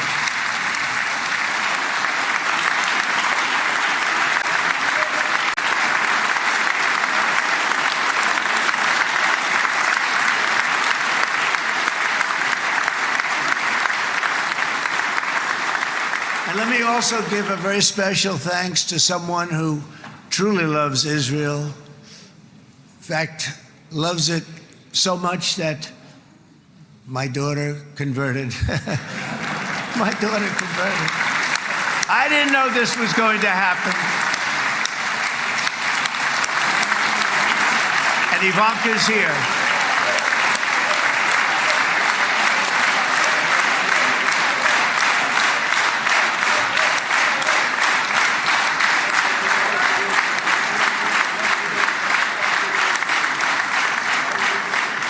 And Bibi, you do know this was not in the cards for me. You understand that. And she is so happy, and they are so happy. At least I think they're happy. If they're not, we have a big story, right?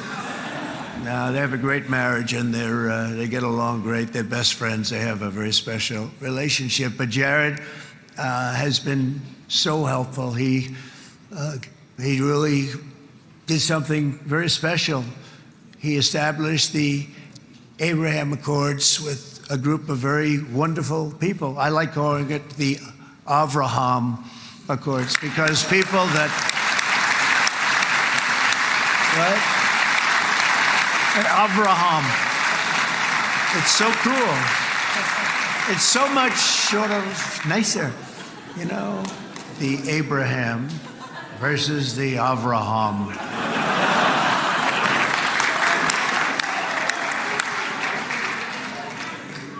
I just don't want to sound too sanctimonious when I do it, so, you know, I sort of split it up. This way we keep everybody happy. But we have some very great talent, and they have no excuses for anything that's taken place, because we had some unbelievably good people working on this. And then you're going to add a man named Marco Rubio, who is also here. That's right.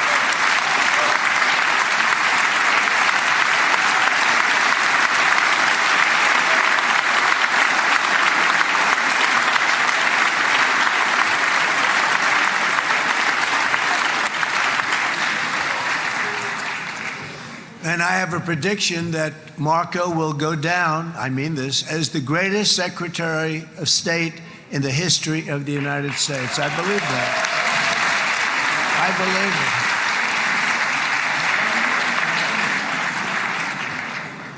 it. And he and I, you know, we really fought it out. You remember, he was tough. He was nasty. Who the hell thought this was going to happen, Marco, right? And now I'm saying he's going to go down as the greatest. He will. He was always smart and sharp, and people respect him.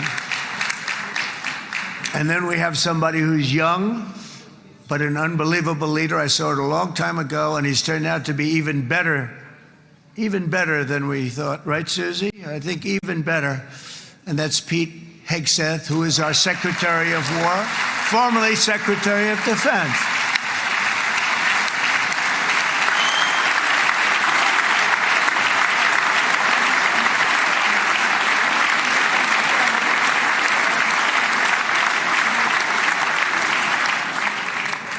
And as you know, we decisively won World War I. We decisively won World War II decisively.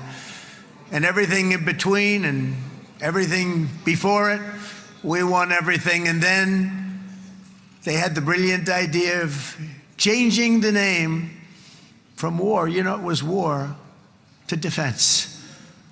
And with that went a certain thinking. And we fought in a very politically correct way after that. We always had the strongest military, and now we have a stronger military than we've ever had before. Because of my first term, I've totally rebuilt the military, every aspect of it. But we have, if you think, we settled 8 wars in 8 months. I'm now including this one, by the way, if that's okay. They may say, well, that was quick. Because yesterday I was saying 7, but now I can say 8. The hostages are back. The hostages are back.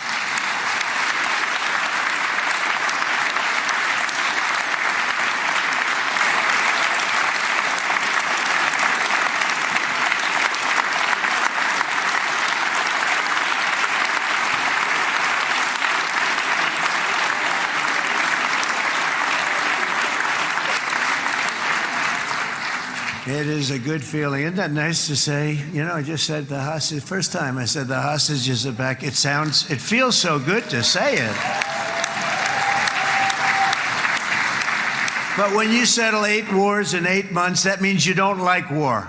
Everyone thought I was going to be brutal. In fact, I remember Hillary Clinton during a debate, she said, look at him, he's going to go to war with everybody.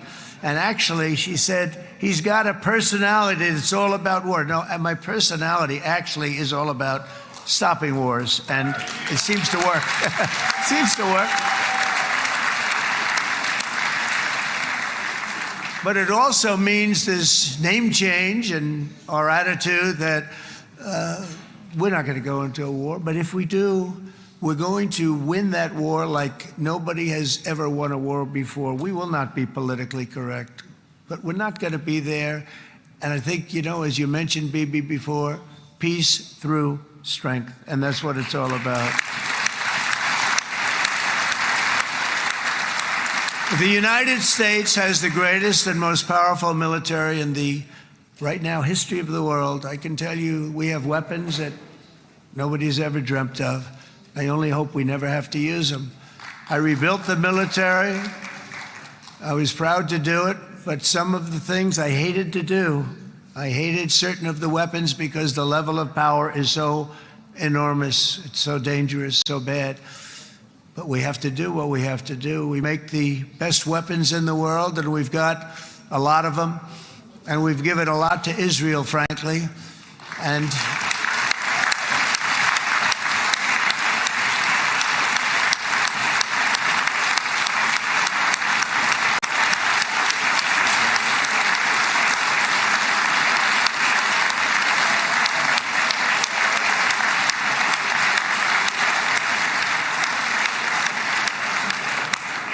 I mean, Bibi would call me so many times, can you get me this weapon, that weapon, that weapon? Some of them I never heard of, Bibi, and I made them. But we'd get them here, wouldn't we? Huh? And they are the best. They are the best. But you used them well. It also takes people that know how to use them. And you obviously used them very well. But so many that Israel became strong and powerful, which ultimately led to peace. That's what led to peace. So as we celebrate today, let us remember how this nightmare of depravity and death all began. 2 years ago, on the eve of the Simchat Torah holiday, thousands of innocent Israeli civilians were attacked by terrorists, and one of the most evil and heinous desecrations of innocent life the world has ever seen, the worst slaughter of Jews since the Holocaust. The cruelty of October 7th struck to the core of humanity itself. Nobody could believe what they were witnessing. The United States of America grieved alongside you, and we mourned for our own citizens who were so viciously taken that day. And to all the families whose lives were forever changed by the atrocities of that day, and all of the people of Israel, please know that America joins you in those two everlasting vows: never forget and never again.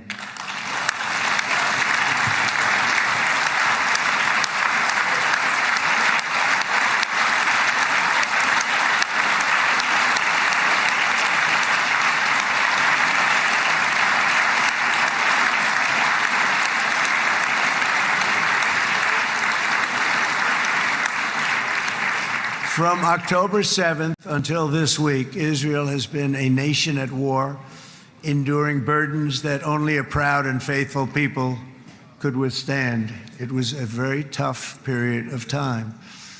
For so many families across this land, it has been years since you've known a single day of true peace. But now at last, not only for Israelis, but also for Palestinians and for many others, the long and painful nightmare is finally over. And as the dust settles, the smoke fades, the debris is removed, and the ashes cleaned from the air, the day that breaks on a region transformed, and a beautiful and much brighter future appears suddenly within your reach. This is now a very exciting time for Israel and for the entire Middle East, because all across the Middle East, the forces of chaos, terror, and ruin that have plagued the region for decades now stand weakened, isolated, and totally defeated. A new coalition of proud and responsible nations is emerging, and because of us, the enemies of all civilization are in retreat. thanks to the bravery and incredible skill of the Israeli Defense Forces in Operation Rising Lion.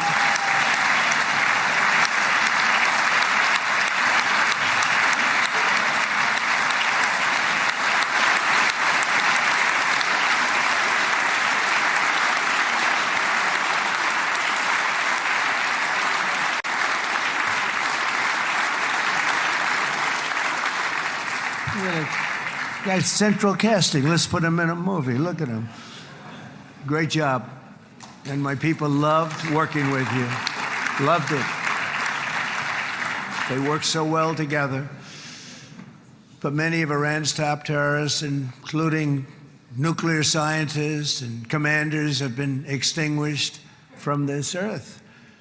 And with Operation Midnight Hammer, boy, that's a great name for that, what we did. Last June, the United States military flew 7 of those beautiful B-2 bombers. They look so beautiful all of a sudden. They were always, I thought they were pretty planes. I had no idea they could do what they did. In fact, we just ordered 28 more of them. A little updated version. We ordered a whole pile of them. And almost 100 other planes went with them, including fighter jets. And we had 52 tankers, big, beautiful, brand new tankers that were loading them up 4 or 5 times. They've traveled 37 hours back and forth, think of that. But we had tankers all over the sky for all the other planes. We had the F-22s, the F-35s, F-16s. We had a hell of a lot of planes.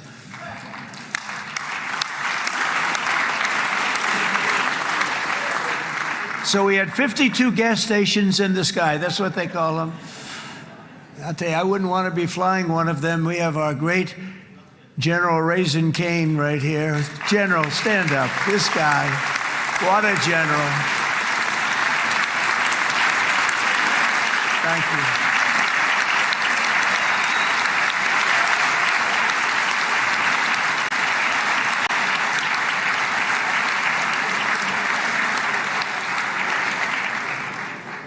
I asked General Cain, I said, you know, we're having problems with ISIS, and I was in Washington, and I asked, how long would it take to defeat ISIS? And my Washington generals told me, 3, 4, maybe 5 years, sir.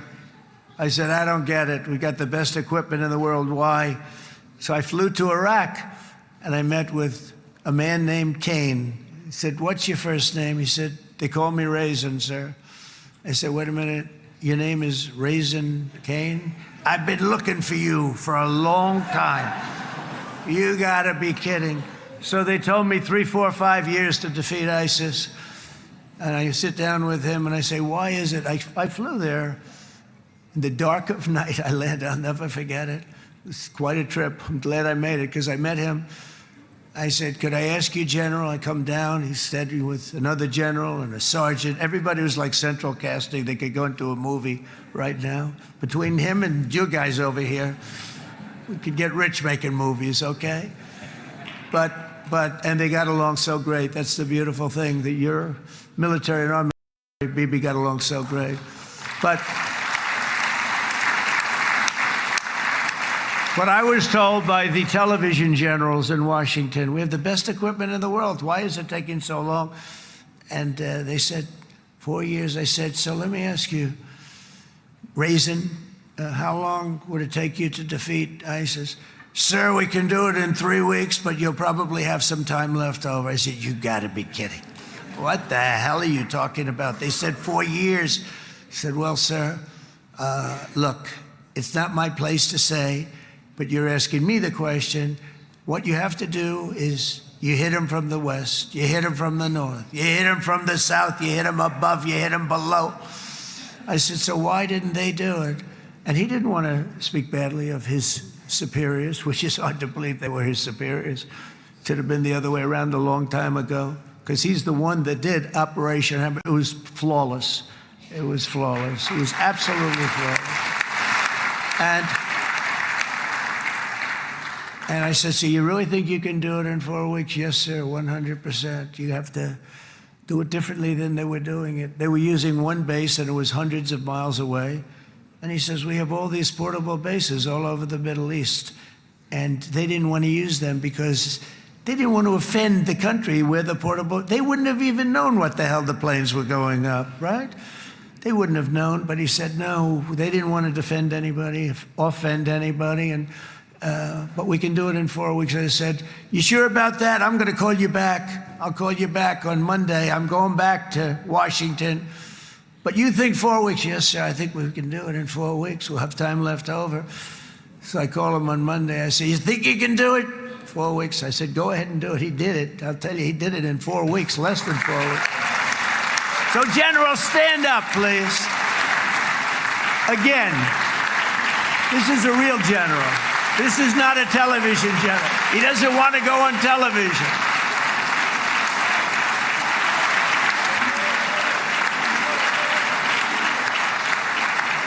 He doesn't want to go on television. I said the other guys love being on television. So we dropped 14 bombs on Iran's key nuclear facilities, totally, as I said originally, obliterating them. And that's been confirmed, and everybody understands it. Together we stopped the #1 state sponsor of terror from obtaining the world's most dangerous weapons. And if you think about it, if we didn't do that, and assuming we made the same deal that we have today, there'd be a dark cloud over this deal. And #1, it wouldn't happen because the other Arab and Muslim nations really wouldn't feel comfortable making the deal that we have now, right? If Iran had that nuclear weapon that they were about 2 months away from having. They would have had it in 2 months or maybe less than that. They were right at, this was our last shot. They looked at it for 22 years. This was our last shot. The pilots told me that. They said, 22 years, sir, they looked at it. Our predecessors looked, they studied it. 3 times a year would do drills on that exact attack. And boy, did they get it right. But let's assume they didn't, and let's assume there was large-scale nuclear weapons in the hands of Iran. We couldn't be here today. Even if we signed the deal, which we couldn't do because a lot of people would not want to have anything to do with it, we took a big cloud off of the Middle East and off of Israel.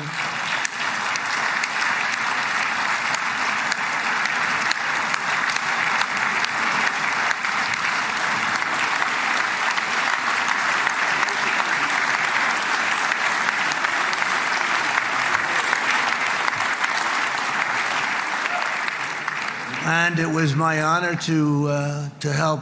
But it isn't it true, though, that can you imagine the same, let's assume, Bibi, the same documents, we had everything the same, but you had somebody out there that was, in the opinion of everybody, all-powerful in the Middle East. They took a big hit, didn't they? Didn't they take a big hit? Boy, oh boy. They got hit from one side, from the other. And you know, it would be great if we could make a peace deal with them. And I think that's big. Would you be happy with that? Wouldn't it be nice, I think? Because I think they want to. I think they're tired. Somebody said, sir, they're starting their nuclear program again. I said, let me tell you something. They're not starting anything. They want to survive. The last thing they want to do is start digging holes again in mountains that just got blown up and start. They're not doing it. They want to survive, okay? But I think we have a chance. Steve, you, and I think Jared, come on, I'll call you back for another one. We always bring Jared when we want to get that deal closed. We bring Jared, but Steve, you and Jared and the General and Pete and Marco, you'll get that deal done easy. I think that'll be easy. But first we have to get Russia done. We got to get that one done. If you don't mind, Steve, let's focus on Russia first, all right? We'll get it done. In Lebanon, the dagger of Hezbollah, long aimed at Israel's throat, has been totally shattered. My administration is actively supporting the new president of Lebanon in his mission to permanently disarm Hezbollah's terror brigades. He's doing very well. And build a thriving state at peace with its neighbors. And you're very much in favor of that, I know. And it's good things are happening there, really good things. And with this week's ceasefire, we've achieved the most challenging breakthrough of them all, the most challenging breakthrough maybe ever. I mean, I've never seen anything like it. I've been involved in a lot of success. I have never seen anything like what's going on today all over the world. People are dancing in the streets, not just in Israel. They're dancing in the streets of countries that would have never danced in the street about what's happening today. They're dancing in those streets. So this long and difficult war has now ended. You know, some people say 3,000 years, some people say 500 years, whatever it is. It's the granddaddy of them all.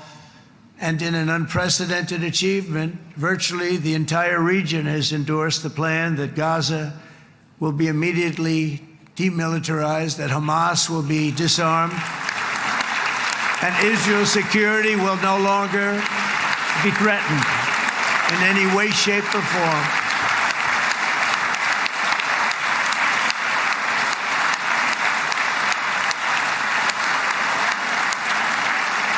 So Israel, with our help, has won all that they can by force of arms. You've won. I mean, you've won. Now it's time to translate these victories against terrorists on the battlefield into the ultimate prize of peace and prosperity for the entire Middle East. It's about time you were able to enjoy the fruits of your labor. Mr. Opposition Leader. I said he's a very nice opposition leader. I think, no, he's a nice man. Bibi, he's a nice man.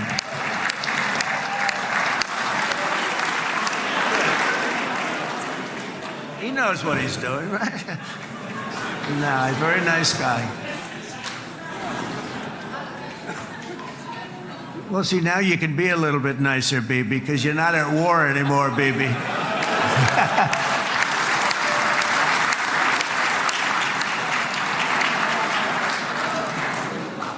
But only by embracing the opportunities of this moment can we achieve our goal of ensuring that the horrors of recent years will never happen again. You don't want to have to go through this again. 8 years ago, I came to this region on a very special first trip abroad as the President of the United States. I came here very early at your request.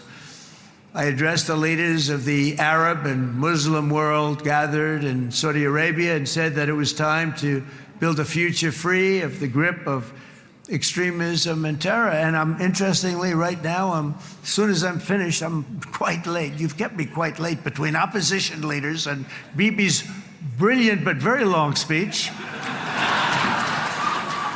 I thought I was going to run up here, make a speech, and then head to Egypt. It didn't work out, though. And you made a pretty long one, too, sir.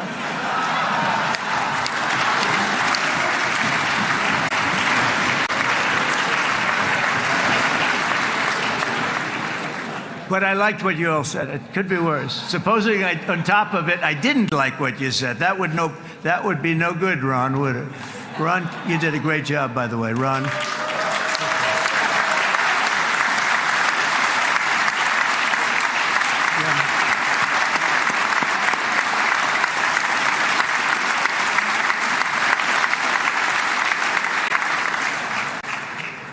So I'm going to be meeting, actually, in a little while, I'm going to be meeting with the most powerful, the richest nations, really, in the world. Although now, with the tariffs, the United States is by far the richest nation in the world, as you probably have been reading.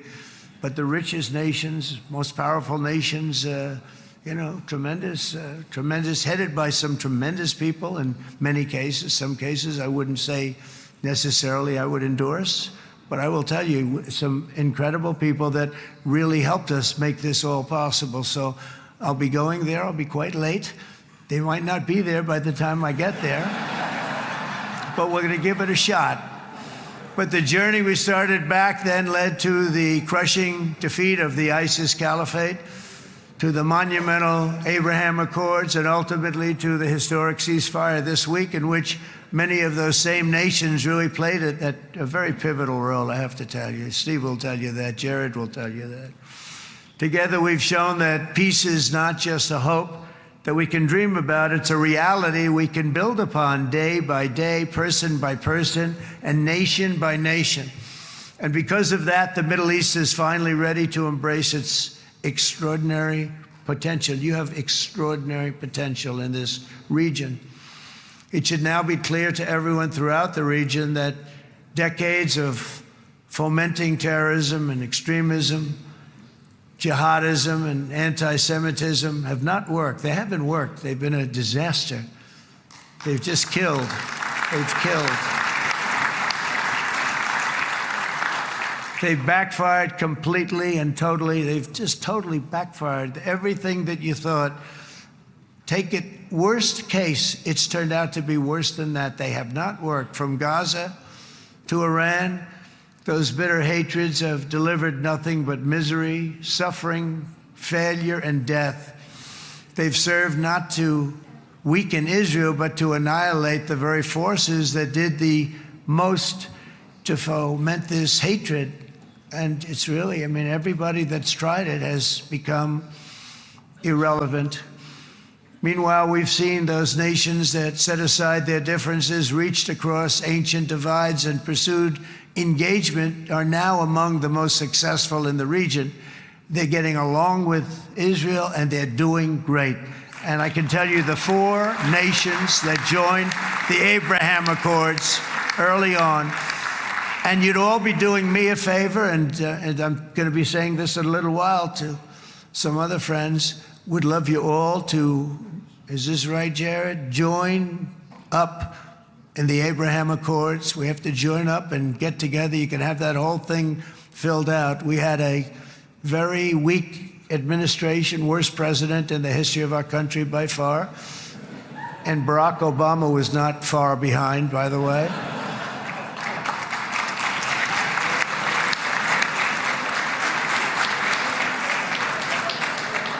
And they did nothing with this incredible document, the Abraham Accords, but now you can fill them up. Now you have peace, you have people that really like Israel. I'll tell you what, and they like Israel a lot more today than they did even 5 weeks ago. You've made a lot of, you've come back. You've come back strong, because it was getting to be a little nasty out there in the world, and ultimately the world wins. You can't beat the world. Or I would say to Bibi, it's now time. And he understood it better than anybody, because ultimately, you know, the world's a very big place. And I've said a lot. I said, this piece of land is very small. It's unbelievable what you've done with that tiny, you look at a map even of just, not the world, the Middle East, and you have this little dot. And think of what you've done. It's incredible. It's incredible.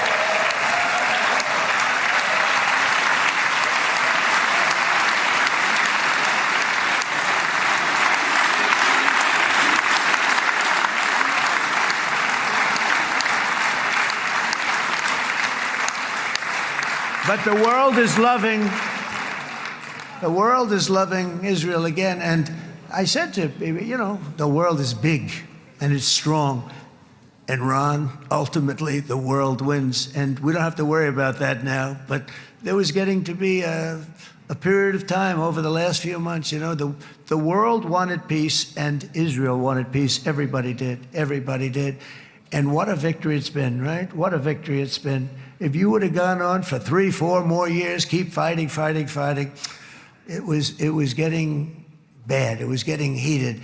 The timing of this is brilliant. And I said, Bibi, you're going to be remembered for this far more than if you kept this thing going, kill. It would be it would not be the same. And I just want to congratulate you for having the courage to say, that's it, we've won. And now let's enjoy our lives and let's rebuild Israel and make it stronger and bigger and better than it's ever been before. We're going to do that. Took a lot of guts. And the choice for Palestinians could not be more clear. This is their chance to turn forever from the path of terror and violence. It's been extreme, to exile the wicked forces of hate that are in their midst, and I think that's going to happen. I've met some people over the last couple of months that want to see it happen very much, and after tremendous pain and death and hardship, now is the time to concentrate on building their people up instead of trying to tear Israel down. We don't want that to happen again. And the total focus of Gazans must be on restoring the fundamentals of stability, safety, dignity, and economic development so they can finally have the better life that their children really do deserve after all these decades of horror. I intend to be a partner in this effort in the sense that we're going to help and we're going to do something that became unbelievably popular. Everybody wants to be on it. It's called the Board of Peace, okay? How about that? Is that a beautiful name? Like a board of peace.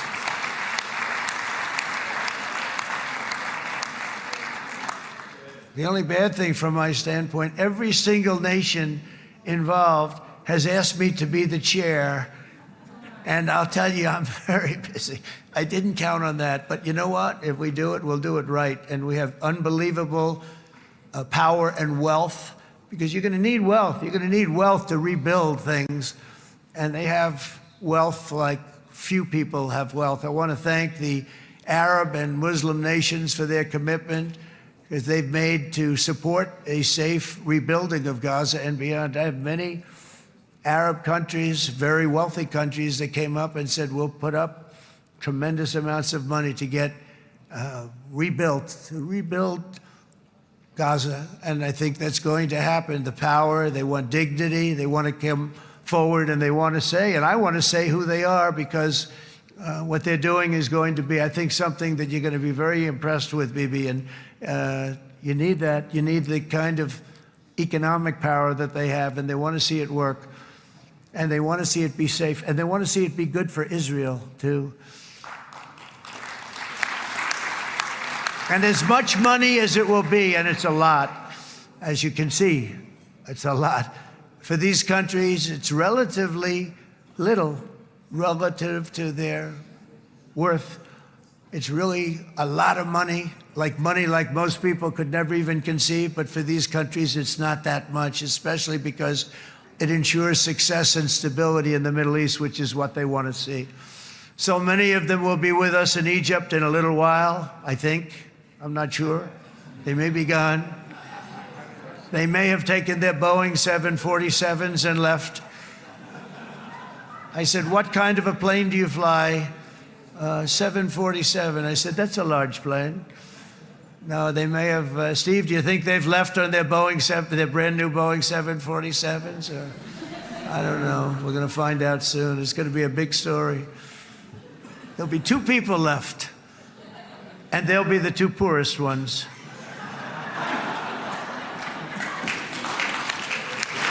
But it will be the wealthiest and most powerful group of nations. So the group that we have assembled, that's waiting for us, is the wealthiest and most powerful group ever assembled at one time. There has never been a group like this.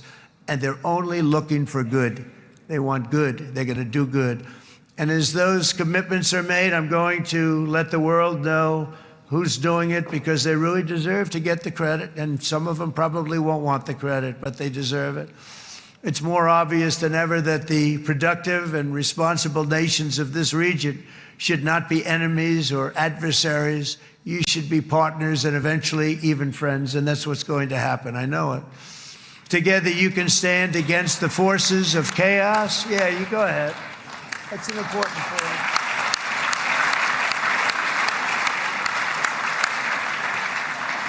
Because you can stand against the forces of chaos that threatened all of your interests, and it's always a big threat, and unleash incredible prosperity and opportunity for all the people of these lands, and that's what's going to happen. You're going to unleash numbers and success, the likes of which Israel has never been able to think of, because you're so firm, and you should be, and you've done the right thing in defending yourself. You're not going to have to worry so much about it. You've won, and now you can build, and you can do things that you never even thought possible. When you put that genius into doing something else, it's going to be something it's going to be a miracle. The miracle in the desert, it's going to be amazing. And it already is in a true sense. But it'll be wonderful when you can spend time thinking about other than war and defense and offense also. To that end, it's my firm hope and dream, frankly, that together the Abraham Accords will turn out to be everything that we thought they would. Those 4 countries were very, very brave in doing it. They did it at a very early point, and every single one of them benefits unbelievably financially. And if you noticed, even in this bad period that we just went through, they all remained a member of the Abraham Accords. They've done unbelievably well. And you know who you are, and I want to thank you. And they've stayed because of loyalty, but they've also stayed because it was really good business. They've made a lot of money being members, and you're going to all, I hope that every one of the countries that we're seeking, Jared, I hope they join quickly. No games, no nothing. Just join, get it. It's going to be a great peacemaker. It's really going to bring it together beyond anybody's wildest dream. So instead of building fortresses to keep enemies at bay, the nations of this region should be building infrastructure to weave your commerce closer together, because you've got to compete with the big world out there in commerce now. It's a different kind of competition. Instead of making weapons and missiles, the wealth of this region should flow to schools and medicine, industry, and frankly, the new hot thing, artificial intelligence. It's a lot of intelligence you're going to have to be throwing off to pay back these sums of money that they're doing. But that's really the hot one. And I might say that the United States, a year ago, was a dead country. I say it to people. I heard it first from the King of Saudi Arabia. I then heard it from UAE. I heard it from Qatar. I heard it from many other countries. A year ago, the United States of America was a dead country. Now it's the hottest country anywhere in the world. It is the hottest. There's no question about it.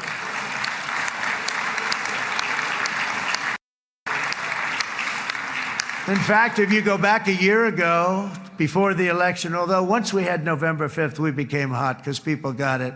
I would say November 5th was a time that we became really hot. But once you go back a couple of years, if I were in charge and the country was doing what they, nobody was going to ask me to speak. Nobody asked Joe Biden to come up and speak, I guarantee you that. And if they did, he would have turned them down, I promise you. He didn't speak. He didn't speak, and he didn't speak well. But all of the countries in the Middle East, it could have, what we're doing now, it could have happened a long time ago, but it was strangled and set back almost irretrievably by the administrations of Barack Obama and then Joe Biden. It was, there was a hatred toward Israel. There was an absolute hatred. The setbacks really started when President Obama signed the Iran nuclear deal.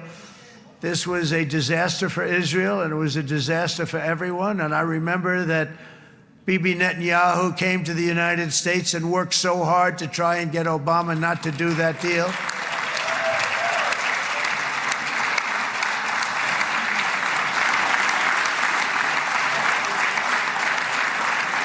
He worked so hard. But it was like talking to a wall. I remember him telling me it was like talking to a wall. They wanted to go with Iran. They chose Iran, frankly, over a lot of other good nations, but specifically Israel. And that was the beginning of a very bad period of time. You had Obama go out, and the Iran nuclear deal turned out to be a disaster. And by the way, I terminated the Iran nuclear deal, and I was very proud to do it.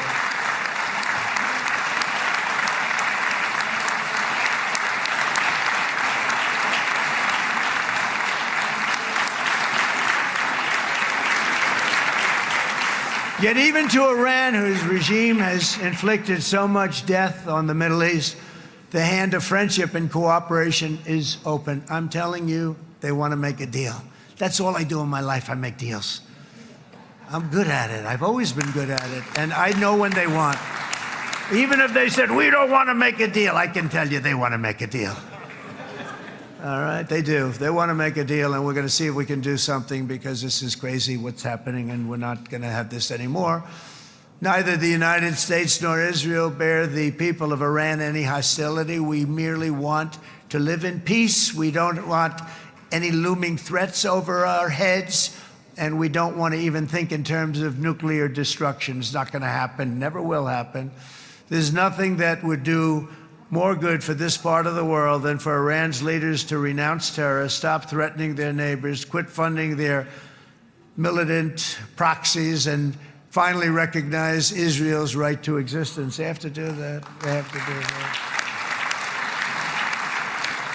And to Iran, and as you know, this is not said out of weakness. There's no weakness. But I'm going to say this, that we are ready when you are, and it will be the best decision that Iran has ever made. And it's going to happen. It's going to happen. And they're good people. I know a lot of Iranians in the United States. They're good people, smart, hardworking people. They don't want to see what's happened to their country. The story of fierce Israeli resolve and triumph since October 7th should be proof to the entire world that those who seek to destroy this nation are doomed to bitter failure.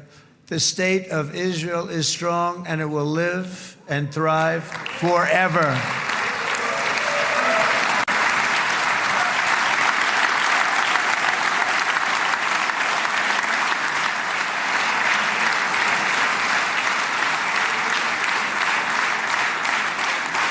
And that is why Israel will always remain a vital ally of the United States of America. Israelis share our values, field one of the world's most powerful militaries. You really do. You have an amazing, what a job you've done. And have one of the most innovative economies on earth. Those are just a few of the reasons why I'm proud to be the best friend that Israel has ever had. And they all say it in the White House. They all say it. I guess it's true because everybody says it, baby. You said it today. Thank you. But as president, I terminated the disastrous Iran nuclear deal, and ultimately I terminated Iran's nuclear program with things called B-2 bombers. It was swift, and it was accurate, and it was a military beauty. I authorized the spending of billions of dollars, which went to Israel's defense, as you know. And after years of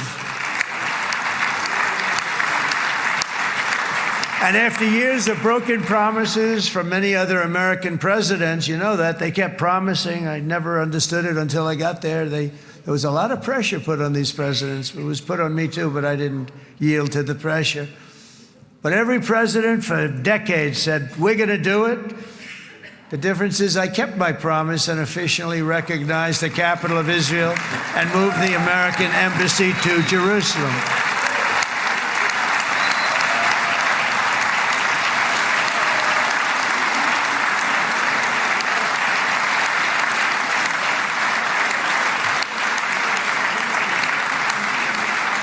Isn't that right, Miriam? Look at Miriam. She's back there. Stand up, Miriam. Stand up.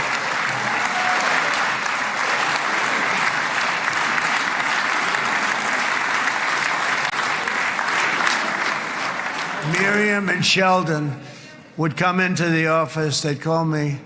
He'd call me. I think they had more trips to the White House than anybody else I can think of. Look at her sitting there so innocently. She's got $60 billion in the bank. $60 billion. And I think she's saying no more. And she loves Israel, but she loves it, and they would come in, and her husband was a very aggressive man, but I loved him. He was a very aggressive, very supportive of me. And he'd call up, can I come over and see you? I say, Sheldon, I'm the president of the United States. It doesn't work that way. He'd come in, we would do. But they were very responsible for so much, including getting me thinking about Golan Heights, which is probably one of the greatest things to ever happen to Israel.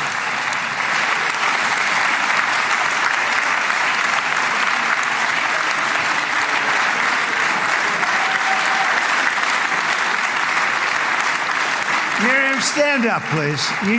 She really is. I mean, she loves this country.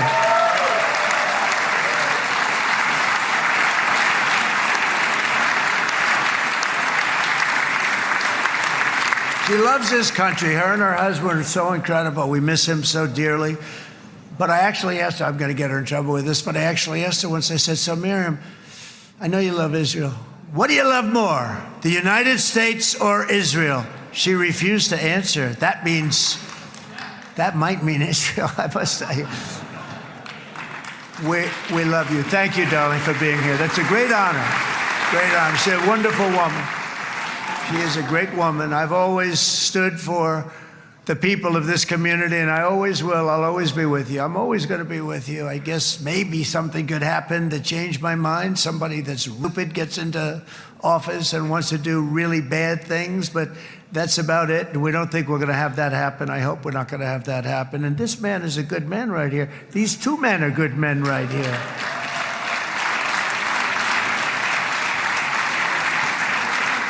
Hey, I have an idea. Mr. President, why don't you give him a pardon? Give him a pardon. Come on.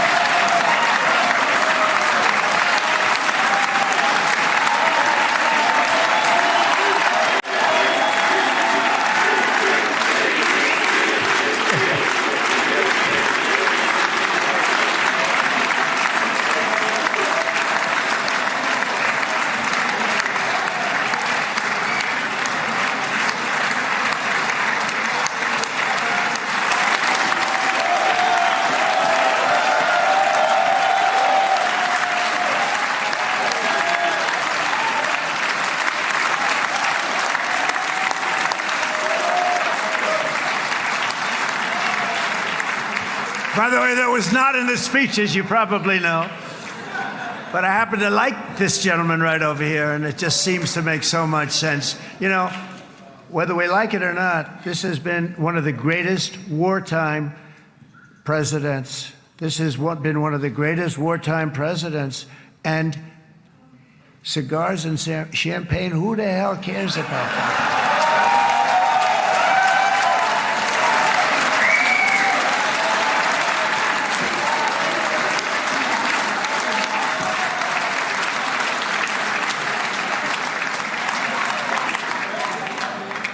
All right, enough controversy for the day, right?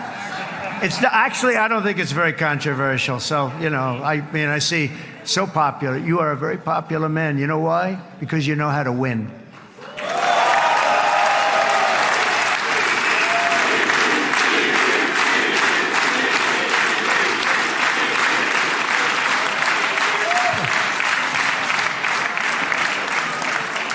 Over the past 2 years, I've met many of the families of the Israelis taken hostage and those that were taken hostage. Unbelievable. I've looked into their eyes. I've seen the worst nightmares of their suffering, but I've also seen something else, the beautiful love of the people, the love of people, frankly, that hold things together, the love that gives you the courage to carry on through thousands of years of persecution and repression and to emerge with the heart of David. It's the heart of David. It's that love that's defeated the enemies of civilization, built this incredible country and this unbelievable economy, and forged one of the great democracies of the world. That is why it's a true honor to stand here today and address this assembly in your ancient and eternal now capital, Jerusalem. I'm proud to have helped in that regard. This city and this nation stand as living proof that a much brighter future for this entire region is truly within our grasp. For thousands of years, Jerusalem has been a home to Christians, Jews, Muslims, and people of all ethnicities and creeds. This is the holy center of the world's three great Abrahamic faiths. I like that too. Adorned, it's the first time I've seen that word in a while. Adorned with their sacred sites and alive with their pilgrims and visitors from every corner of the globe. But here between the Western Wall, the Temple Mount, and the hill called Calvary, people of every faith and background live, work, pray, serve, and raise their families side by side, and they do it with love. This example is just one of the modern miracles that Israel has given to the world. And just in closing, the leaders in this chamber know better than anyone else the challenges of this harmony, and it's been easily won. No, it hasn't. It has not been It's been so tough, but it has been, some say, a miracle. What you've done is a miracle. Look at your size. Look at your chances when it all started. And you know, if you think about it, you are safer today, stronger today, and more respected today than at any time in the history of Israel. Think of it. People used to say it wouldn't exist. They don't say that anymore, do they? Yet if safety, security, and coexistence can thrive here in the winding alleys and ancient paths of Jerusalem, then surely peace and respect can flourish among the nations of the broader Middle East. The God who once dwelled among his people in this city still calls us, in the words of Scripture, the turn from evil and do good, to seek peace and pursue it. So he still whispers truth into the hills and knolls and valleys of his magnificent creation, and he still writes hope into the hearts of his children all over the world.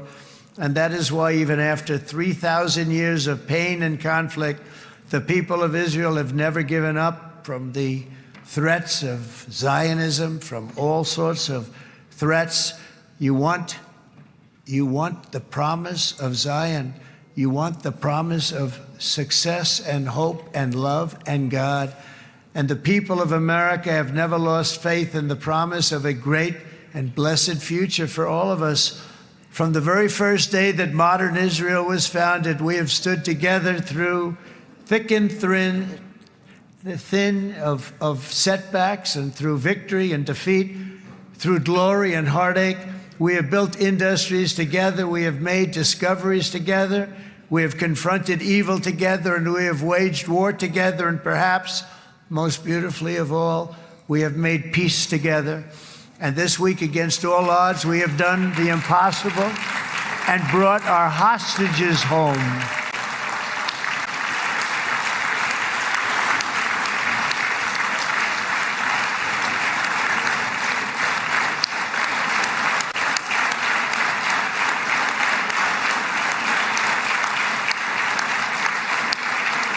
So now we're going to forge a future that is worthy of our heritage. We're going to build a legacy that all the people of this region can be proud of.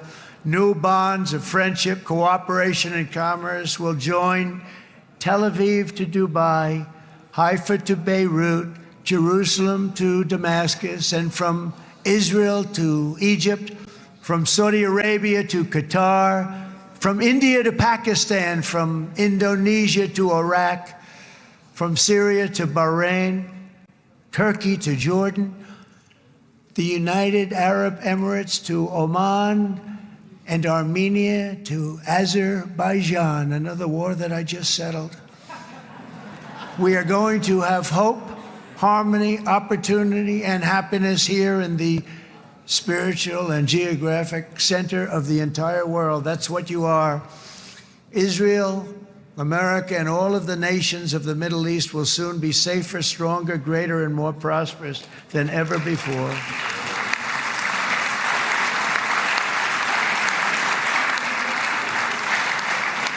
And I want to thank you all once again for this exceptional honor. This has been truly an honor. It's seldom that a president is invited to do this. And I love Israel. I'm with you all the way. You will be bigger, better, stronger, and more loving than ever before. Thank you very much. God bless you. God bless the United States of America. And God bless the Middle East. Thank you, everybody. Good luck. Thank you very much. Thank you.